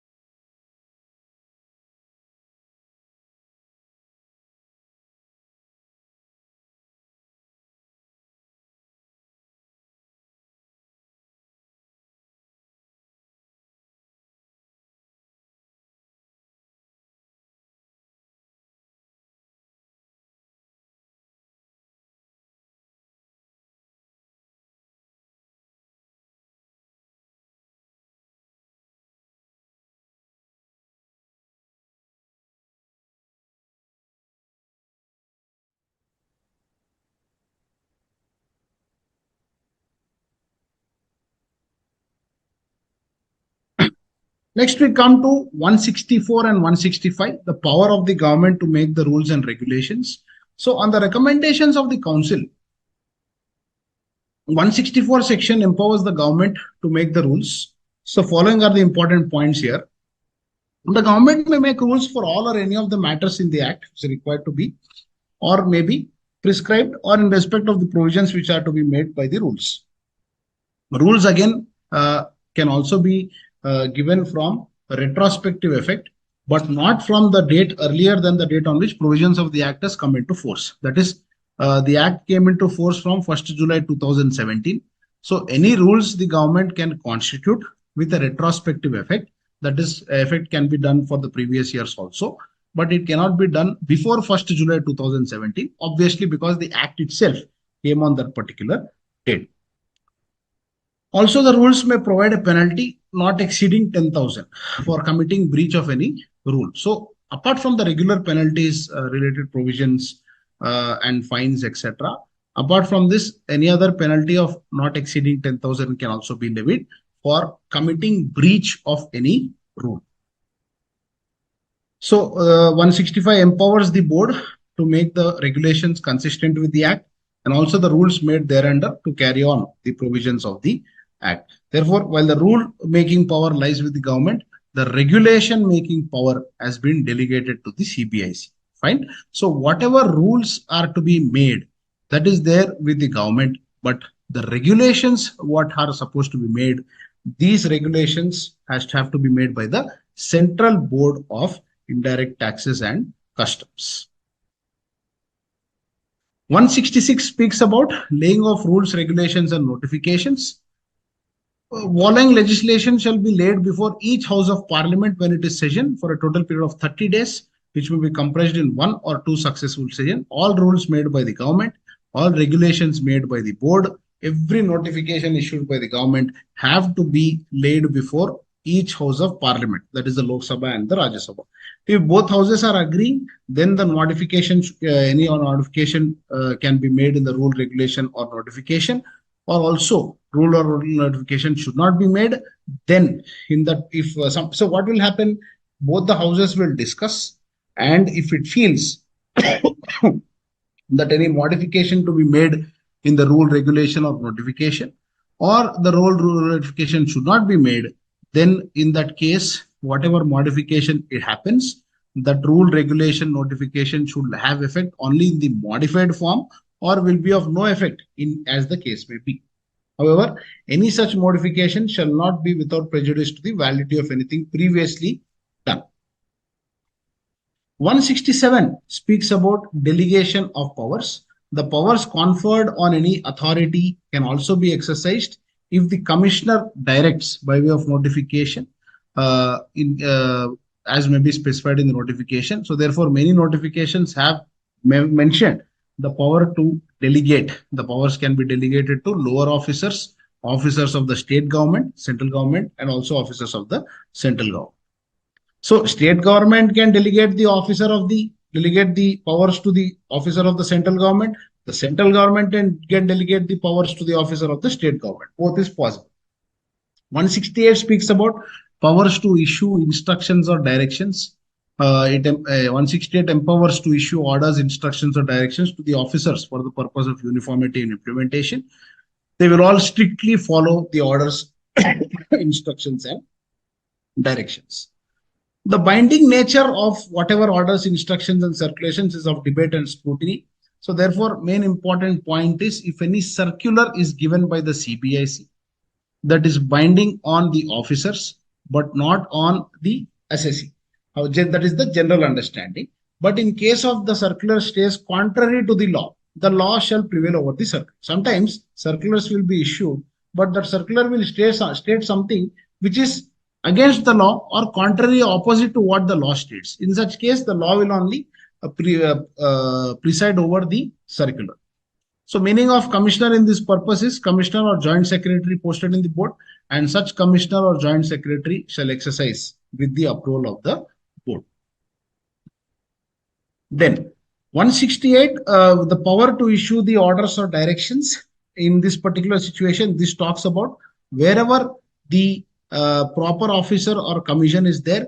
It is mentioned in all these particular sections. It can be proper officer, commissioner, or anyone who is authorized to issue that respective clarification. 168A is basically the power of government to extend the time limit in specified circumstances. This happened during the time of COVID-19 pandemic also, wherein all the time limits which are given under the CGST Act in respect of the actions which cannot be completed, epidemic, flood, etc., or calamity, the government is empowered to increase all the time limits which are mentioned in the respective act. This can also be exercised retrospectively. 173 and 174, omission and repeal of earlier law. As we see, earlier service tax was there in the Finance Act 1994. So therefore, service tax is subsumed in GST, merged in GST. Therefore, it is no longer relevant. So therefore, everything has been omitted with regard to service tax. Repeal and saving 174. All these legislations stand repealed. When I say repealed, that means it is no longer in effect from 1st July 2017. Central Excise Act 1994, however, excepting these particular cases, these 5 products you must have seen in the first chapter of the GST law when it was discussed. Medicinal and toilet preparations, additional duties of excise, all these have been repealed. Central Excise Tariff Act 1985. Now, whatever repeal under 174 or whatever amendment under 173 will not revive anything not in force or existing at the time of such amendment or repeal. So, whenever the amendment is happening or whenever such provisions are repealed, nothing which is no longer in force shall be revived. So, no new effect can be there. So, whatever the position of the law was there at the time of the repeal or amendment, the same position shall have effect. You cannot change anything which was compressed in the previous law. Also, nothing will affect the previous operation of the amended act or repealed acts and orders or anything duly done or suffered thereunder. So, however the old act was being run or old act was being operated or any orders were given under the old act, there is no effect on the previous position. Whatever orders were there in the previous act shall continue to apply. Also, nothing can affect right, privilege, obligation, or liability accrued or incurred under the previous law. So, under the previous law, if there are any liabilities to be paid or there are any rights which are given to the particular person, nothing shall have an effect in any way. Nothing shall affect any right, privilege, obligation, or liability which is required. Nothing will affect any duty, surcharge, fine, penalty, interest which is due or may become due, or any forfeiture of punishment incurred or inflicted in respect of any offense or violation committed under the provisions. So, if any tax is due, the tax will continue to be due. There will not be any effect in any duty, or there will not be any forfeiture of punishment. So, whatever has been given, whatever punishments, effects have been done, will continue to apply. Also, if any appellate proceedings, that is service tax is there. Under service tax, some appeals are there. It is going on, continuing now also. Again, this repeal will not affect such proceedings. That appeal will continue till the resolution is there. Fine. So, General Clauses Act Section 6, when a law is repealed, what are the main various things should be kept in mind? That same thing shall apply with regard to Section 174. 146 is your common portal, which speaks about nothing but the gst.gov.in website.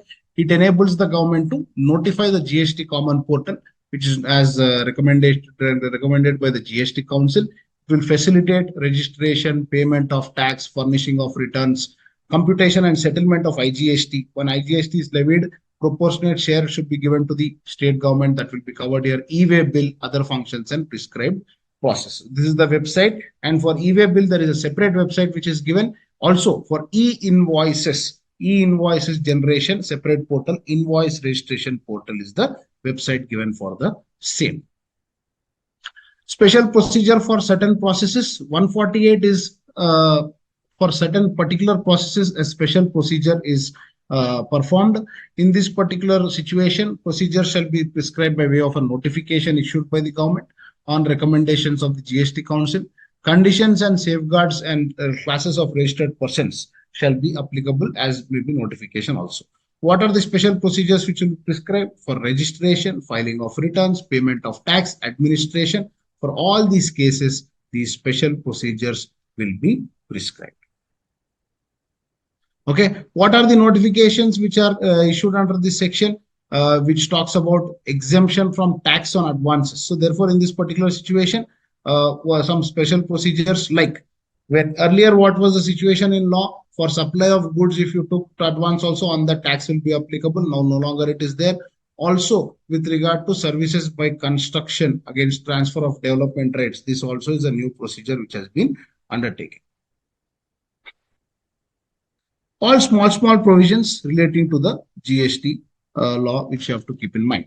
Then GST compliance rating is basically depends on the record of compliance. If a person has done all his compliance in a proper manner, he shall be given a good rating, and these ratings are not permanent. It will be revised from time to time. Rating will also be intimated to the taxable person, will be placed in the public domain. So any taxpayer is being given a rating, the prospective suppliers, banks, financial institutions will see the rating and accordingly take a decision how to deal with that respective particular supplier. This is basically done to create a healthy competition among the taxable persons. Power to take samples is 154, again a very small provision. With regard to if any commissioner or officer, he can go and check the samples of the goods being sold by the taxable person where he considers it necessary. Whenever he takes a sample for the purpose of checking, he will give a receipt for the same. 155's burden of proof is mainly the obligation to prove one's assertion. Where any person claims that is eligible to input tax credit, the burden of proving such claim shall be on such person. So where a presumption is raised that a person is not eligible for input tax credit, the onus will be on such person to rebut the same. So whenever a person is there, he is claiming input tax credit, it is his responsibility to prove that I am eligible for such claim. Sometimes where presumption is raised that a person is not eligible for input tax credit, then the onus will be on that person to rebut the same. If the government says that no, he is not eligible for input tax credit, the onus will be on that particular person to rebut the same.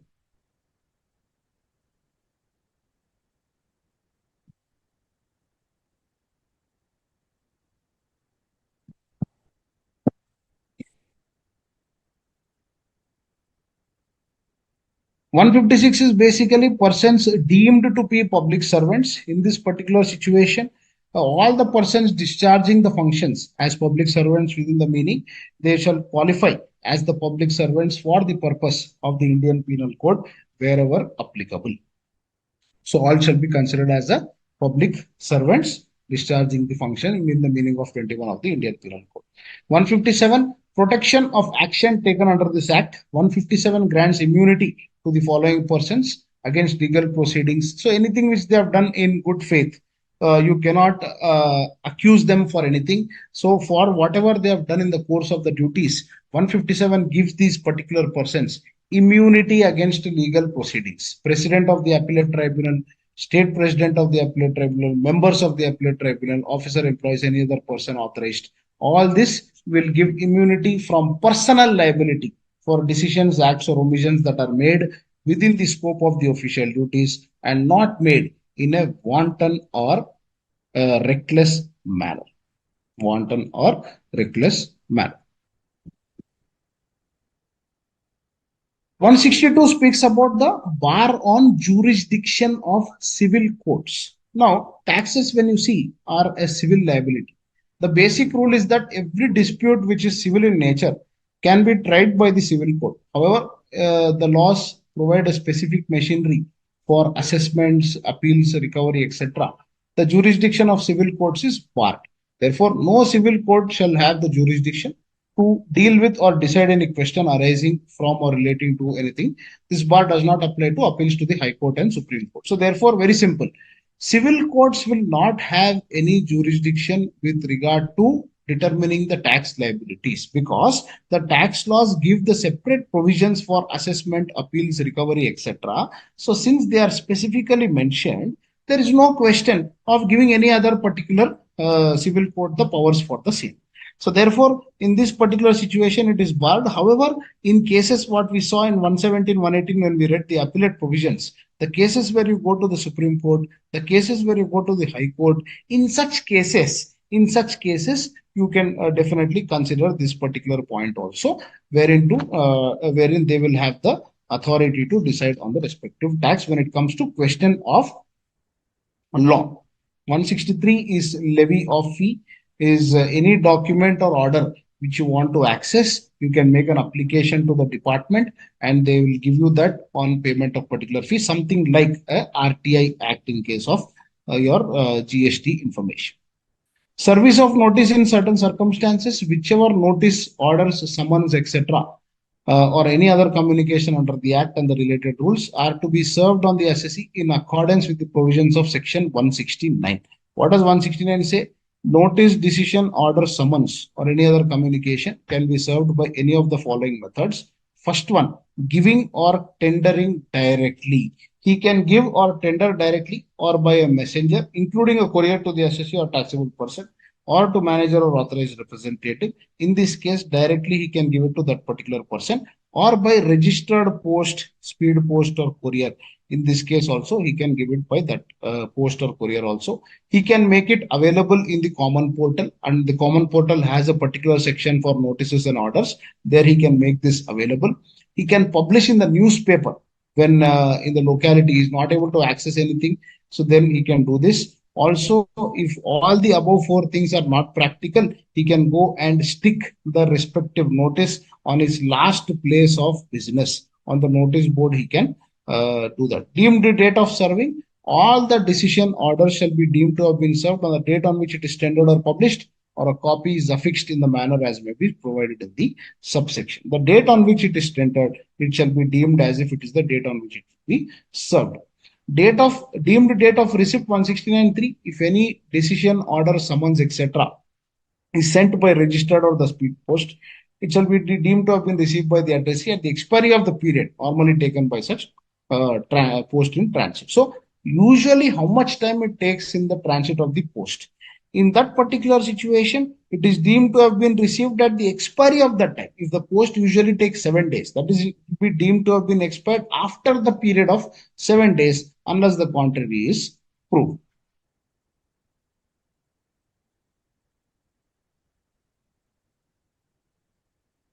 No problem. I will upload it today. Okay. It's all very simple provisions. You don't have to worry at all with regard to this particular chapter. We will also go a bit slowly. There is nothing to worry. I will upload the notes. All the notes will be uploaded today itself. Don't worry about that. Okay. Because there were some small changes in the previous notes. That is why it got a bit delayed from my side. Today I will upload all these particular notes. And regarding these sections, don't worry, they are very, very simple provisions, basically all technical administrative provisions. In exam also, not much weightage will be given to this particular chapter. That is why I'm going a bit fast through some particular sections. But whichever provisions are important, we shall take some time in that. Like this particular section, what we are going to cover is 170 anti-profiteering measure. Now, can anyone tell me what is the main reason why GST has replaced the previous earlier indirect tax laws? What is the main reason why the GST has replaced the previous indirect tax laws? Can anyone tell me?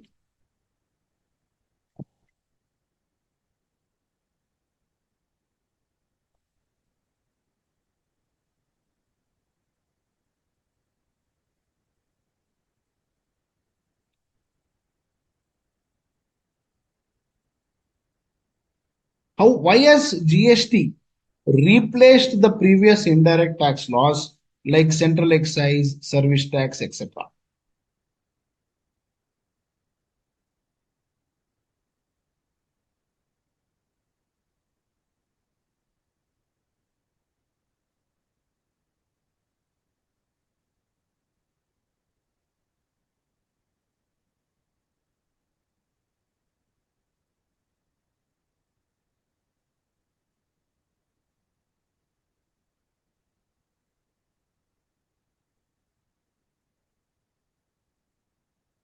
The main reason why the GST has replaced the previous indirect tax laws is to facilitate the seamless flow of input tax credit.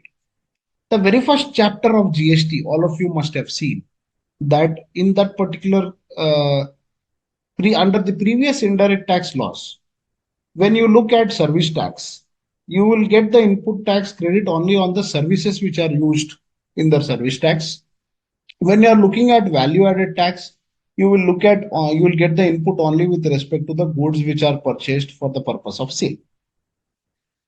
Cross input tax credit between the two laws were not available, due to which the customers had to pay more amount of cost. So the main reason why GST has come into force is it is providing input tax credit on pretty much most of the business expenses which are incurred, barring a few particular items as given in 17 subsequent 5.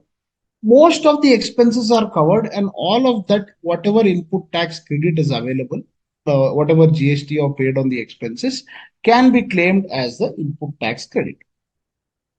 So therefore, what is the main responsibility of the taxpayer? Let me give you an example. Now I am selling a particular product whose GST rate is 5%,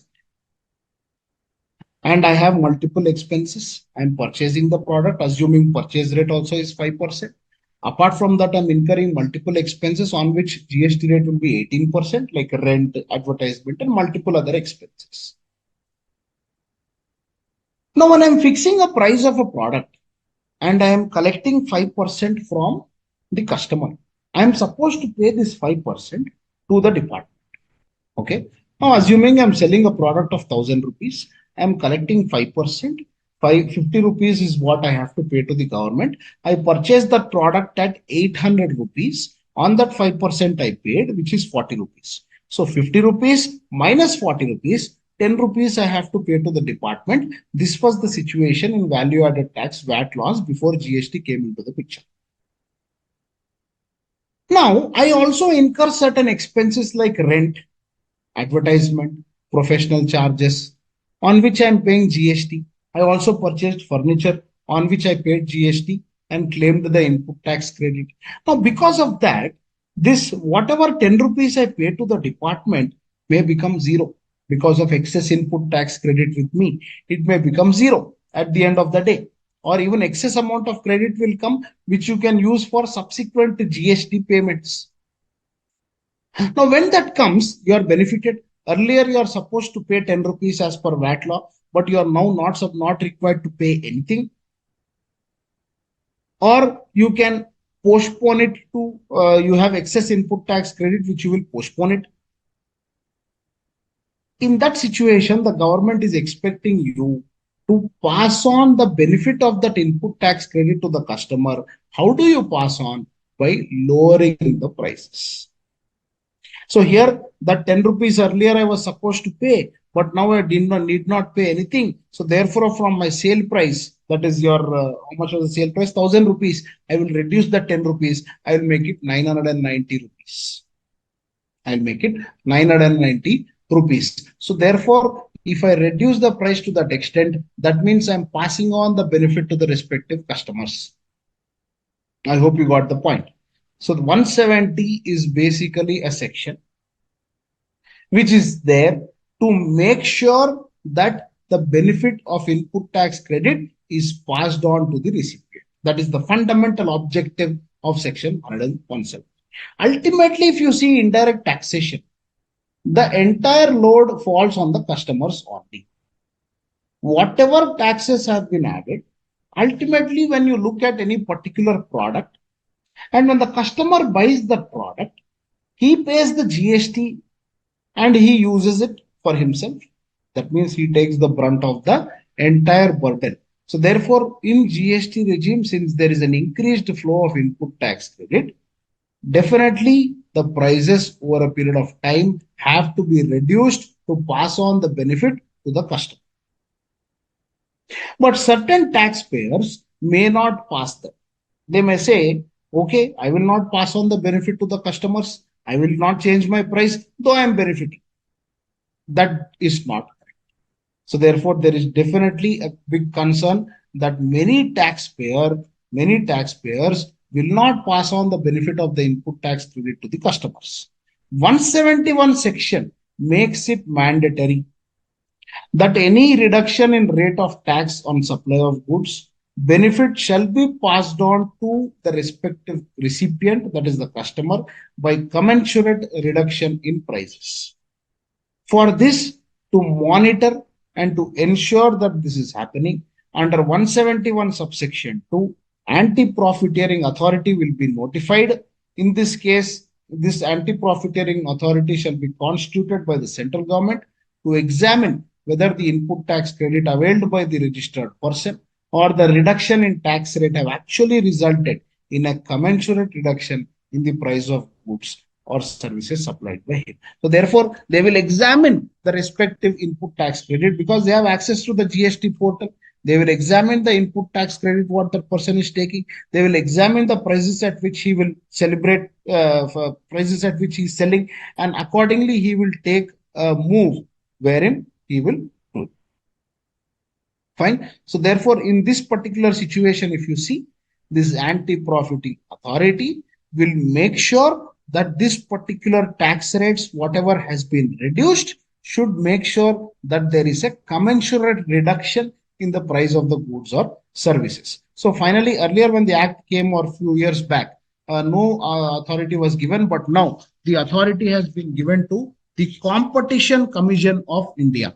The Competition Commission of India is the authority which is notified for the purpose of checking whether these benefits have been passed on to the respective customer. So Competition Commission of India, which is there under Competition Act, is the authority for this purpose. The latest notification, definitely you can expect a question on this. 1st December 2022 was the notification what is given. So Competition Commission is now declared as the authority whichever is going to tackle this anti-profiteering rules. So what all this authority shall do? This theory question 100% you can expect in the examination because it is a latest change which has happened. So it will determine whether the reduction in tax rate or benefit has been passed on by the seller to the buyer by reducing the prices. Whichever he will analyze the input tax credit, whichever the respective seller has taken. If lot of input tax credit has been claimed by him, but the prices of the goods have not changed since the past so many years, definitely they will determine that the reduction has not been passed on to him, to the buyer. Identify the taxpayer who has not passed on the benefit to the customer. They will order for reduction in prices and also return to the recipient. See this, the recipient will not even expect.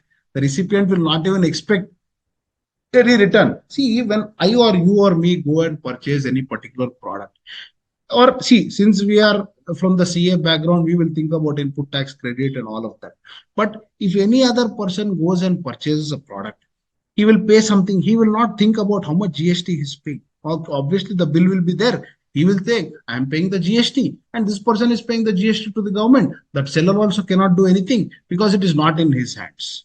But the seller is claiming extra lot of input tax credit, due to which this amount he is not paying to the government. It is getting adjusted in the input tax credit what he is claiming.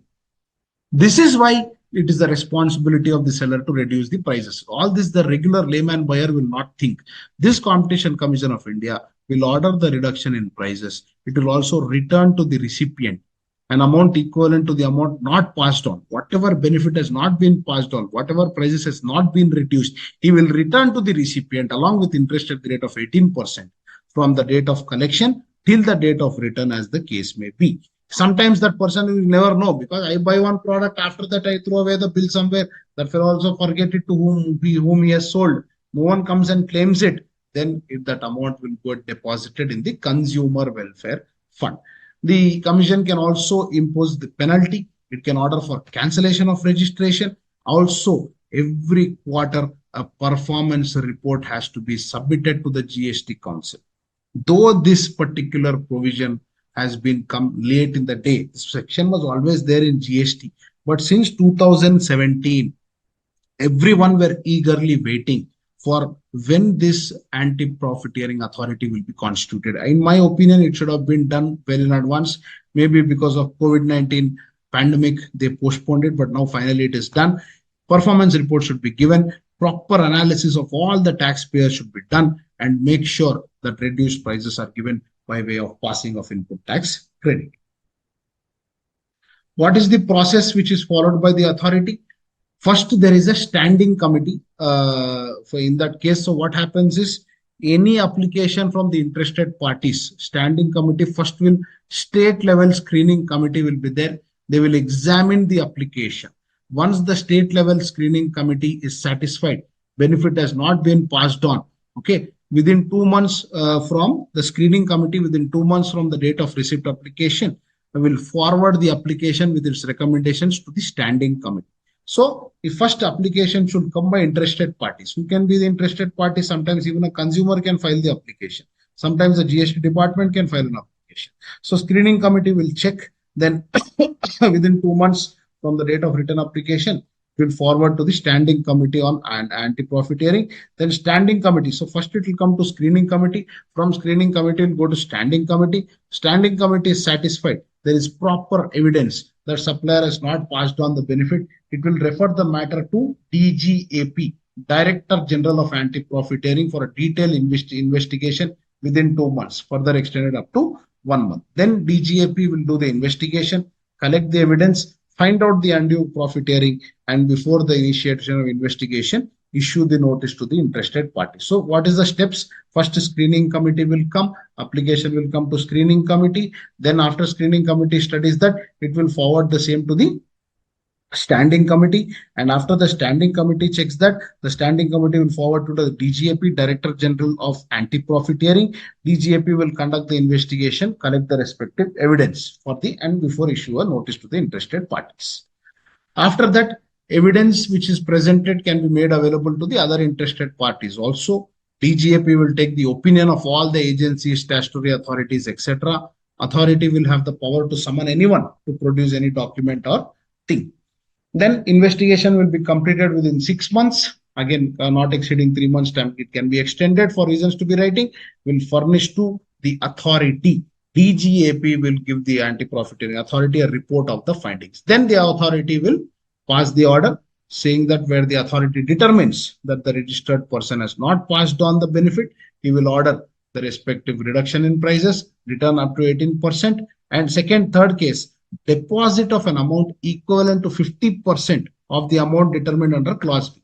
So first thing what the authority can do is order for reduction in prices. Second thing what it can do, it can return to the recipient whichever is amount which is not passed on with interest 18% till the date of such return as the case may be.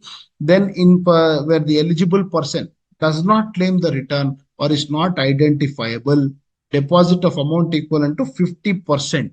50% of the total amount along with interest at the rate of 18% will be deposited to the Consumer Welfare Fund of Center, and then other 50% will be there in the Consumer Welfare Fund of State.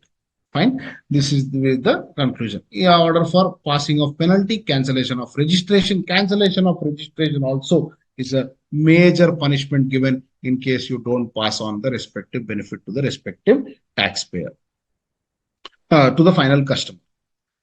So where the report is giving that there is a contravention or non-contravention, and but the authority's opinion that further investigation is given, it may refer back the matter to the DGAP. Sometimes the DGAP will feel that there is a contravention of the provisions or there is a non-contravention of the provisions. The authority can further request for further reinvestigation.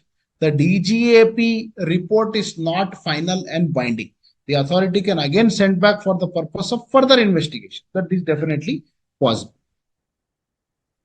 Then wherever there is a authority has reason to believe that there is a been contravention of the report, within a 6 months, he can direct the DGAP to cause investigation or inquiry. Okay. So sometimes what happens, the DGAP will give a report telling his findings. The authority may feel that apart from what is given in the DGAP report, there is some other cases where there is a contravention of 171. Then what will happen? They will ask the DGAP to cause investigation or inquiry. It will be deemed to be a new investigation or inquiry, and all the provisions shall accordingly apply. Okay, so following are the important point. Any order which is passed by the authority will be complied with the registered person. With once the report from the DGAP comes, within 6 months, the authority will be pass the order. Opportunity of being heard will be given only if interested parties request for it in writing. Also, clarification can be given whether the benefit has been passed on. Period of interest from date of collection till date of return shall be calculated. Fine. As I told you, if it does not claim the return of amount, in this case, it will be deposited into the consumer welfare fund along with applicable interest. What is the penalty? If any person is found to have profiteered, if he has basically availed the benefit of input tax credit but not passed on the benefit to the respective customers, he is liable to pay a penalty of 10% of such profiteered amount if it is not deposited. So, order authority will pass the order asking him to deposit that particular amount. Within 30 days, if that amount is not deposited, he will be liable to pay a penalty of 10% on such profited amount. Profited amount means the amount determined on account of not passing on the benefit by commensurate reduction of prices for man. So that was section 170. Very, very important section as it is a this thing. Can this authority evaluate the AAR or AAR decision? Not at all. This authority is a totally independent authority, not concerned with any other authorities which are there. Advance ruling is basically some clarification on certain issues. Anti-profiteering authority is something which is checking whether this person has not passed on the benefit of input tax credit to the customer. That is the main and only reason why this particular authority exists. Okay, because this you will not never know. See, one person, he's going on collecting the GST from the customers. Okay, if you take an example here, as I told you, now there is an electronic showroom. Electronic showroom is collecting the GST on televisions, on refrigerators, washing machines, etc. from the customers. He's purchasing, he's selling. That anyways on that profit he'll has to pay. But he has a showroom on which he pays rent. 18% he pays on the rent. He does advertisement on that. He's paying 18%. So much of GST he keeps spending, because of which he need not deposit that amount given by the customer. So that means every month he has those expenses and he's avoiding the paying the GST. So therefore, why is that customer paying that 18% GST when this person is not paying? That is the major question. That is why anti-profiteering authority is. So this authority will ensure that if this person is getting the excess benefit of input tax credit, he will pass on the respective benefit. He will pass on the respective benefit to the customer. ITC compliance, lots of confusion. I didn't understand the query, Namrata. ITC compliance. If you can just check regarding what you have asked this doubt, we'll just check that once. Yeah, so I hope anti-profiting authority is clear for you. So this is a very great move by the government, if you ask me. I'm hoping this authority is just not a paper authority and actually take some stringent decisions and actually refund some amount to the customers who have been bearing the burden of GST for a long time. Now we come to section 20 IGST Act, application of provisions of Central Goods and Services Tax. Again, IGST, as I told you, wherever we have read the CGST provisions, we had that line which says that same provisions are applicable to IGST via section 20. So all these provisions, scope of supply, composite, mixed input tax credit, registration, all these provisions are there in section 20 of the IGST. It has been applicable by virtue of section 20 of the IGST Act. Fine. Very simple provision. What all provisions has been covered? All those are there in section 20 of the IGST. Same provisions are replicated. Again, clarification also is given. The word and expressions used and not defined in IGST, but it is defined in CGST shall have the same meaning, because duplicacy of definitions we cannot do it.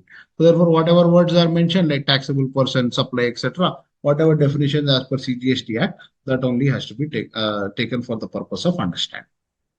Now we come to apportionment of tax and settlement of funds. Now, whenever any transaction on which CGST and SGST are levied, there is no controversy whatsoever. Straight away, whatever is CGST goes to the center, whatever is SGST goes to the state.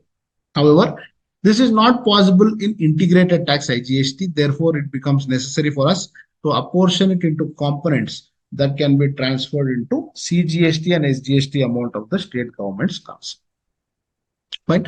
What is the apportionment of tax and settlement of funds? 17 of the IGST Act prescribe the provisions for apportionment of funds. Apportionment of IGST paid on supplies where ITC cannot be availed is the first thing what we are going to see. Now, what does this mean? Now, wherever in case of IGST, which is paid on the supply of services, and the input tax credit cannot be availed, what are the examples here? Whenever you are making an IGST supply to an unregistered person, or you are making an IGST supply to a registered person who's paying under a composition scheme. In this case, what will happen? That unregistered person is located in, say, Telangana.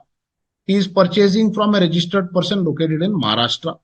In this case, this person who is unregistered who is purchasing, he will not get any input tax credit because he is not registered. Similarly, if this person who is purchasing is registered under composition scheme under section 10, he will also not get any input tax credit because for composition scheme, input tax credit benefit is not available. Fine.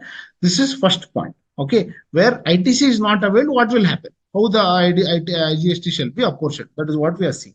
Second case, where interstate supply, where the registered person is not eligible for input tax credit. That means I am selling a motor car from one state to the other.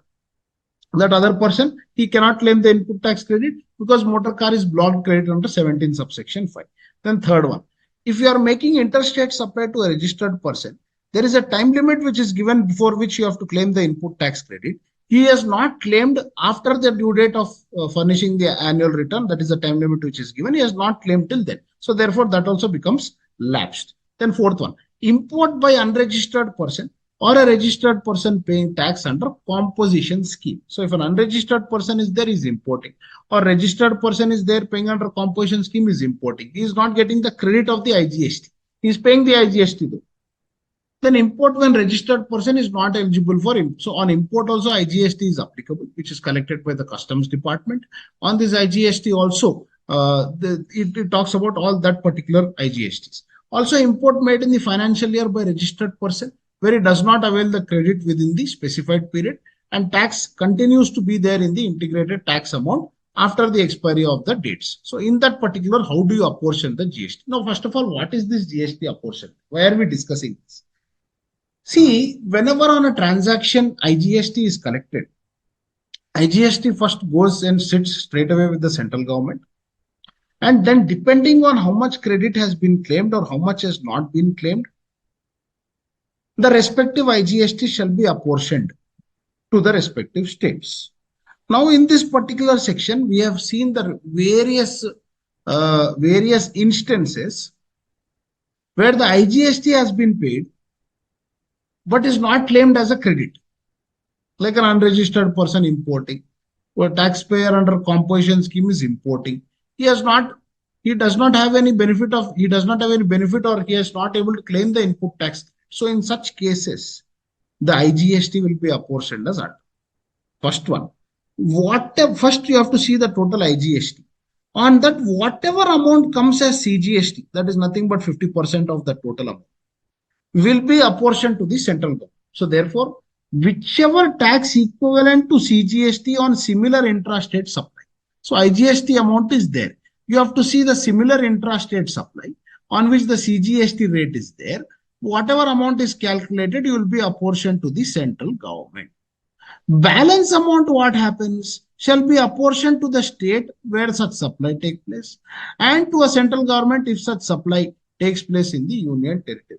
So whatever is the IGST amount, you will first apportion it to the state where such supply takes place, or you will apportion it to the central government where such supply takes place in the union territory. So therefore, this has to be that apportionment. This is what is very important here.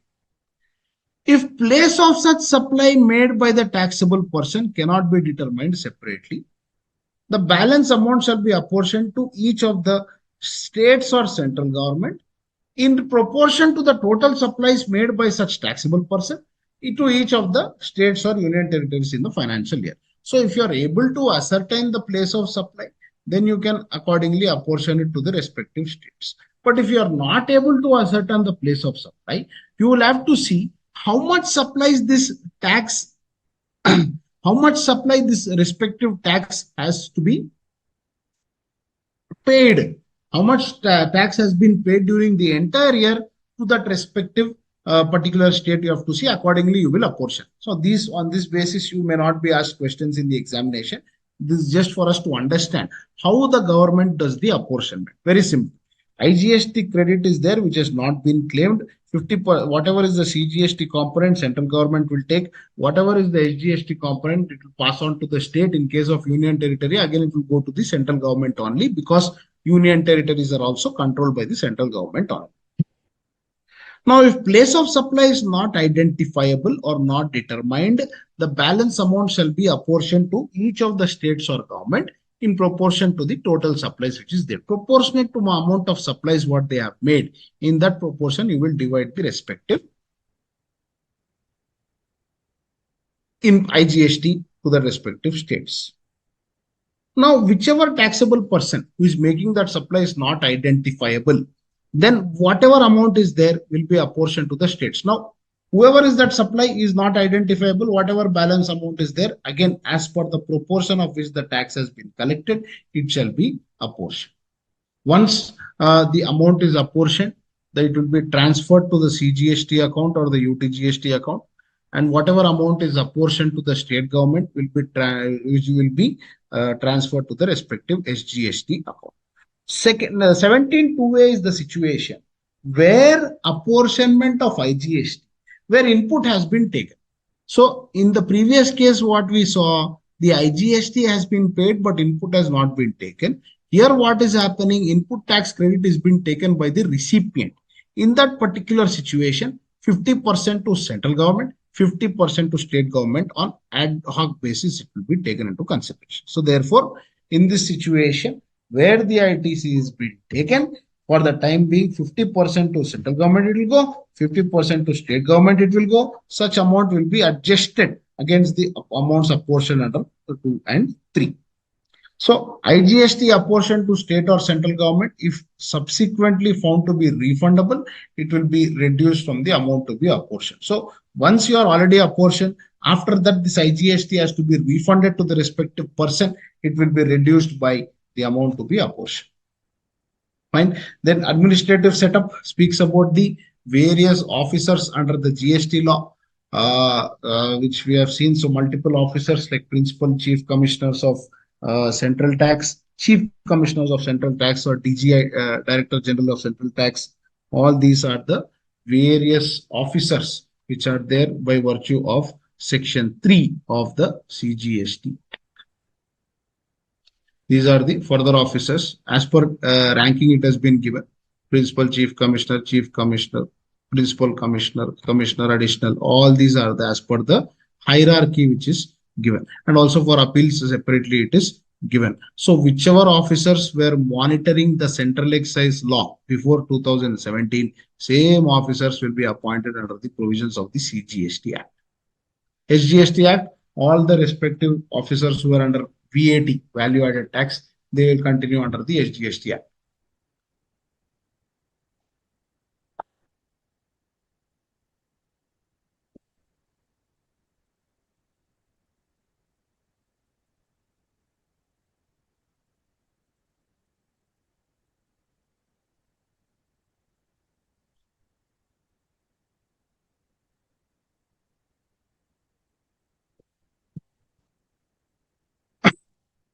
Next important point what you have to remember: appointment of officers under the CGST Act, Section 4,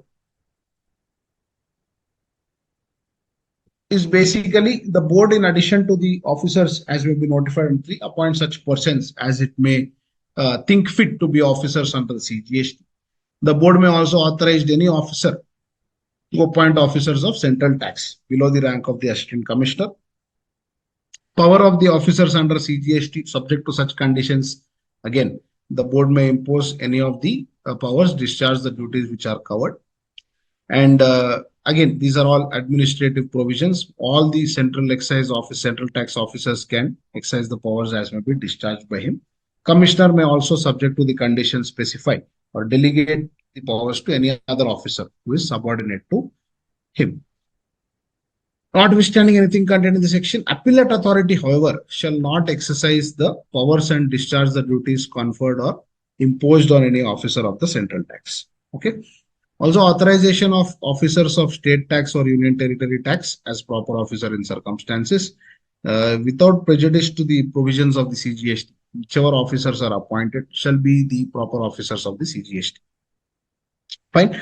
So therefore, CGST Act officers shall be treated as SGST. SGST Act shall be treated as CGST.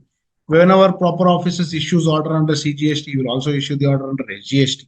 Same way, SGST has initiated any proceedings, the no proceeding shall be initiated by the proper officer under the CGST.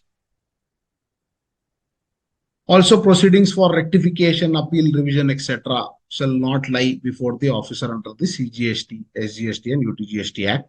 Central officers will be appointed by the board for the purpose of exercising the powers under the IGST.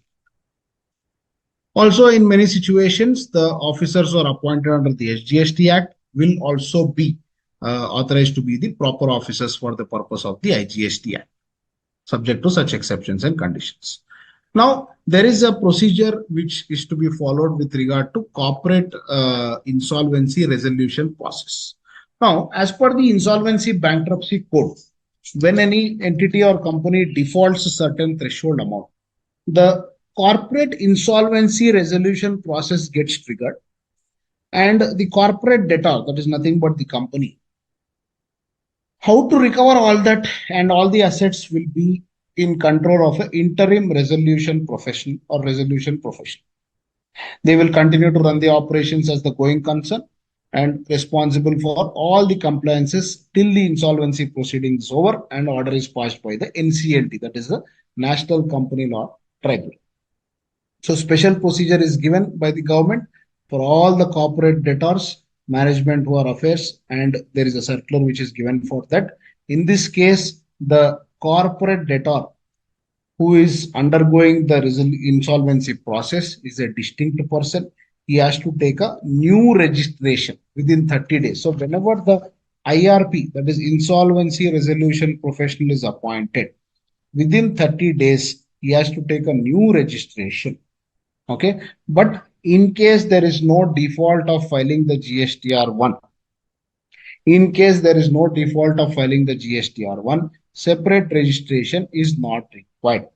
Okay, they are not required to open separate registration, but however, if there are any defaults in filing the GSTR1s and other returns under GST, after the appointment of IRP, a separate GST registration has to be made.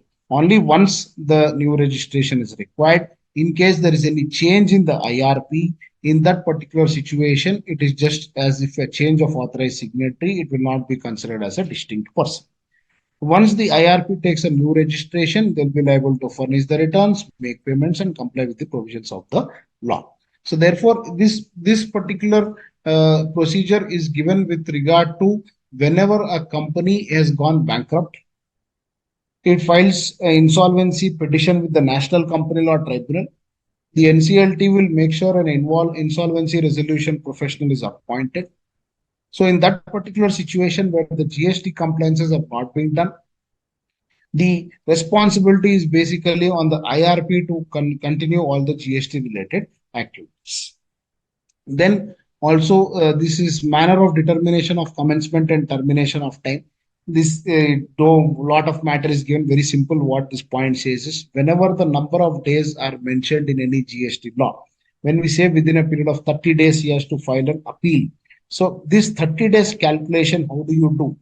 The date of the order you have to exclude and the last date you have to include. Simple words, the first day, that is, if it says within 30 days from the date of the order, the date of the order you have to exclude, but the last day, that is the 30th day, you have to include when you are calculating this 30 days. Okay. So therefore, if the date of the order is 1st April 2023, it says within 30 days, you have to file an appeal from the date of communication of the order. Date of communication of the order is 1st April 2023. So within 30 days, from 1st April 2023. Within 30 days from 1st April 2023. So if you're calculating this 30 days, you have to exclude the first day. That is 1st April, you have to exclude and include the last day. So when I say 30 days from 1st April, that is 30th April. Okay, 30th April, if you count, if you write count from 1st April to 30th April, there are 30 days. So within 30 days, if we see that, we will exclude 1st April and include the last day. So therefore, when you're calculating this 30 days, so therefore, for the purpose of excluding the first in a series of day to use from, in that case, you have to include the last day and exclude the first day. So therefore, in this particular situation, within 30 days from the date of communication, if I say I have to start the calculation from the 2nd of April, that is this 30 days calculation has to be starts from 30 days because I have to exclude the first and I have to include the last. Fine. So therefore, if we say between 1st to April, April 1st to April 30th, how many days are there? I have to ignore April 1st and take into account April 30th, which means 29 days are there. So appeal can be filed by May 1st, 2023 because April 1st I'm excluding for the purpose of this one. So 30 days, if I exclude that, ends on May 1st. So therefore, May 1st, I will have to file the appeal. So that is with regard to the number of days calculation with regard to a. Fine. So with this, we come to the end of the miscellaneous provisions. Let me see. I had some queries here. I just wanted to finish this before we come back. Cascading effect, this thing. Example on passing on of benefit. Definitely, I will give you that. One moment. Now, example on passing of benefit of ITC. Now here, I will show you two things. One is the VAT provisions and one is the GST. In VAT provisions, say Mr. A sold shares worth rupees 1 lakh to end use customers and collected 18% GST, rupees 18,000, rupees 18,000. Mr. A purchased the shares worth rupees 80,000, which has been sold above. Okay. GST on purchase comes to 18% on 80,000 comes to 14,400, I think. Is that correct? Just take the calculation once. 14,400. Mr. A makes a tax payment of rupees 18,000 minus 14,400, that is 3,600. Now, here what he's doing, yes, let us assume that he has shown 100 shares. 100 shares. So therefore, per share cost is 1,000. Okay. And here per share cost is 800. Per share cost is rupees 800.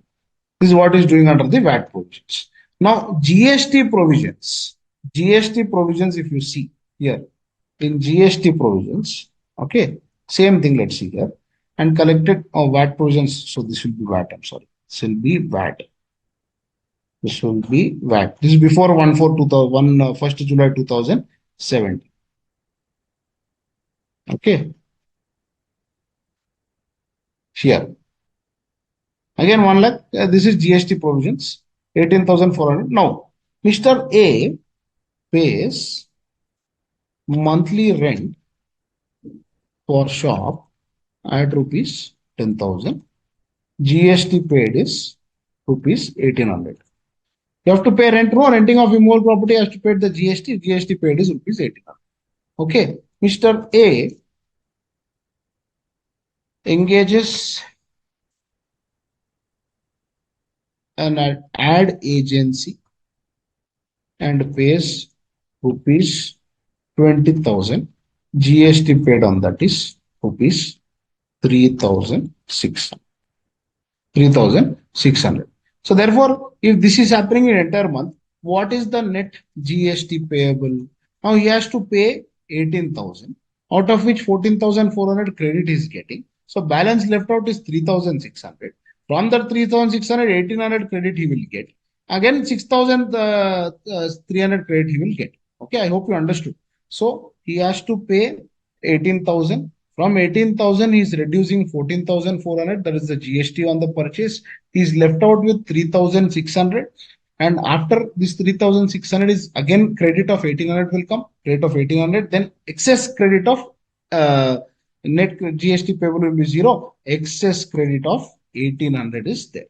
Rupees 1,800 is there. So totally how much he is benefiting? He earlier in this regime he has to pay 6,300. 3,600. But now he is getting extra credit of 1,800. So total savings he has made, total savings is 5,400.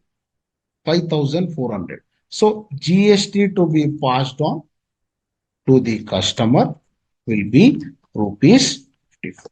5,400 divided by 100 shares. So the cost of the chair should not be 1,000. Ideally, cost of the chair should be rupees 946. I hope you got the point. So this is whether this is happening correctly will be verified by the anti-profiteering authority. Okay, so I hope you got this clarity, Namrata. You had asked an example. I hope all others also got clarity with regard to this particular topic. So with this, we come to the end of our session. As I promised, I will give you my email ID here. This is my email ID. Please keep on posting your queries. Sorry, for some reason coming only in capital letters here. Okay, so any queries or such, this is my email ID. Please post it whenever you have queries. I will respond to it. All of you, please make a note of it, and you can let me know if you have any queries whatsoever to discuss. Now, I think question number 2, someone wanted clarity.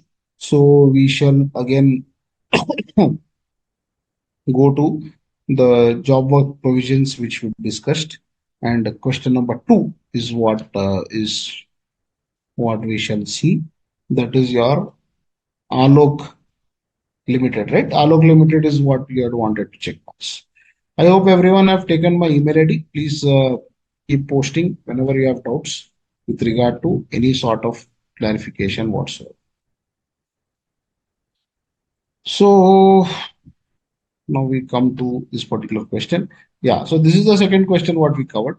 So here if you see what is happening, he has sent steel cabinet worth 50 lakhs. Now, when he is telling he has sent steel cabinet 50 lakhs to the job worker, we are not bothered with the value of the steel cabinets what he has sent. We have to see what is the consideration of 5 lakhs for the entire activity. This consideration is for the job work, including the supply of metal frame. Okay, including that is charging 5 lakhs, we have to include in the value of supply. Apart from that, is also generating metal waste for 45,000. So two transactions are there. One, he has done the job work of for the entire monarch, he has done the job work of 5 lakhs, what he's charging. This is point number 1. And second, and he's also supplying the metal waste for 45,000. Also, he's returning the products within 1 year. Therefore, the supply will not be triggered in the initial stage between the principal and the job worker. Also, what the return of goods by the job worker to the principal will not come into the GST ambit because he is returned within 1 year. So therefore, based on this, the GST has been worked out. Consideration of job work charges 5 lakhs. GST at 18% is 90,000. Sale of metal waste is 45,000. Sale of GST 18% is 55,400. Total GST paid is 95,400. Fairly straightforward example. Here, where we will get confused is this amount of 50 lakhs under delivery challan. That does not matter in any way because he has given on 28th January and he's telling 3rd December in the same financial year it has come. So therefore, inputs can be returned input should be returned within a period of 1 year. So here he is doing that only. So there is the supply between the principal and the job worker is no longer there because job worker is returning it within 1 year. So therefore, what is the job worker doing? Only supplying the job work service to the principal. That is one supply, and is supplying the waste and scrap which has been generated. Supplying the waste and scrap which has been generated during the job work process. On these two, it will the GST will be calculated and accordingly will be required to be paid. I hope you got clarity on this. If you still get any clarity, please identify the exact point of the question which you didn't understand so that I will explain it to you one more time. Fine. So that was your job work related provisions. So any further queries from all of you? With this, we came to the end of module 3, where I had discussed taken close to 5 sessions with all of you.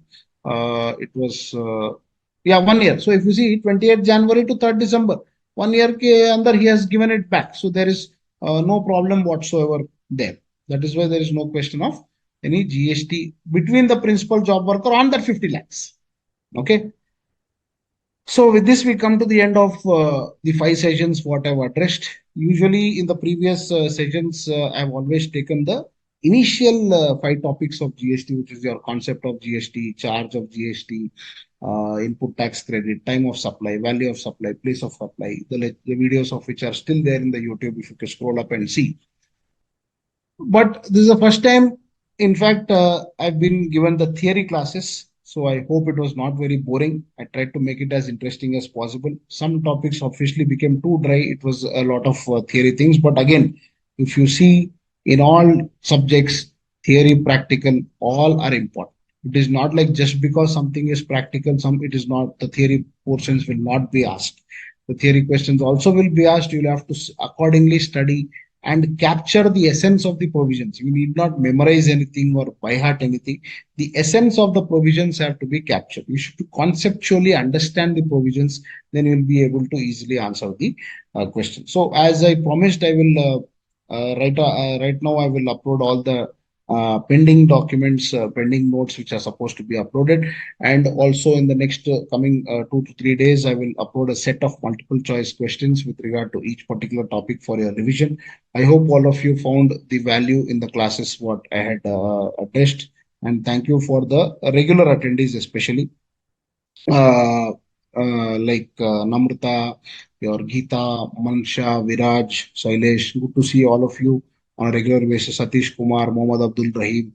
All of you had attended very regularly, Viraj. So, all of you, since you have attended regularly, it is your responsibility now to revise it properly and make sure that you do it. How to manage study and articleship, Namrata, is a very, very huge topic. You'll have a lot of sessions based on that because my simple point and suggestion to all of you is don't get panicked.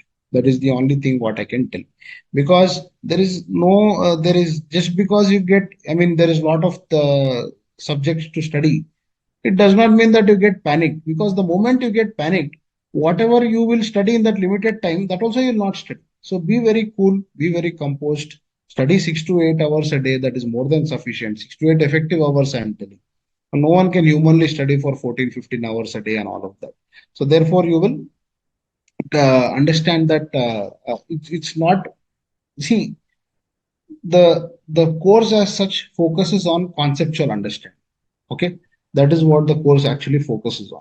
A lot of people, we look at the size of the syllabus, we look at the size of the study material, we look at a lot of so much documentation, we feel, oh, it is very difficult. But trust me, it is not that difficult if you plan properly. Just plan properly, make sure you give the devoted time to each particular topic. Look at the last few questions, the revision test papers, the supplementary papers, and the recent amendments, everything. See, now you have also an open book examination, which is, you can get good scores. You have elective subject. When we all passed our CA, we didn't have anything of this sort. But also that time, also, I mean, I'm not saying that it is less tough now. It is as tough as what it was before and not. But now, at least there are some variations. You have the option to choose what subject you like, especially with regard to few papers in the CA final.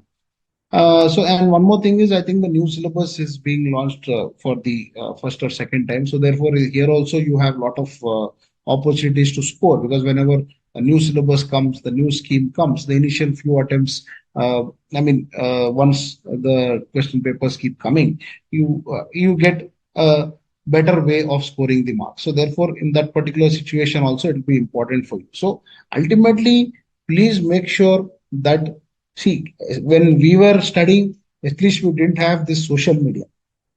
Of course, that time only Facebook was slowly coming into the picture and all of that, but it was not like this. But this time, this the generation of Instagram, this WhatsApp, and all these things, have you have lot of distractions. You have lot of distractions. So the only way for that is to put away your phone. Putting away your phone, again, it is easier said than done. Once you put away your phone, again, after some time, you will get that allergy and you will go to the phone and see what is happening. So, therefore, please plan your hours in such a way, the hours of study. I never studied for more than 8 hours a day. I can openly tell. Many people will keep finding that they'll tell I studied for 15 hours a day, 16 hours. It's not possible. Just you sitting with the book in your hand for 1 hour with you not reading anything does not amount to studying. 6 to 8 effective hours where you look at the syllabus properly, plan properly, try answering the questions. Effective hours, if you do, it is more than sufficient for getting very good marks in your CA examination. And indirect tax is a very, very scoring subject, and it is my sincere expectation, it is my sincere hope. I will pray for all of you that all of you should get a very nice score, more than 70 marks in indirect tax laws. And all of you, especially whenever all this comes true, please send me an email that whatever you said, sir, became true, and I'll feel very happy. So I hope all of you manage this. It is definitely not impossible. It is a good subject. It is a scoring subject. Request you to dedicate the time and revise everything what we discussed. We will definitely be able to get a very good score. So thank you very much. With this, I conclude my lecture. Hoping to see you all as qualified chartered accountants in the near future. Thank you.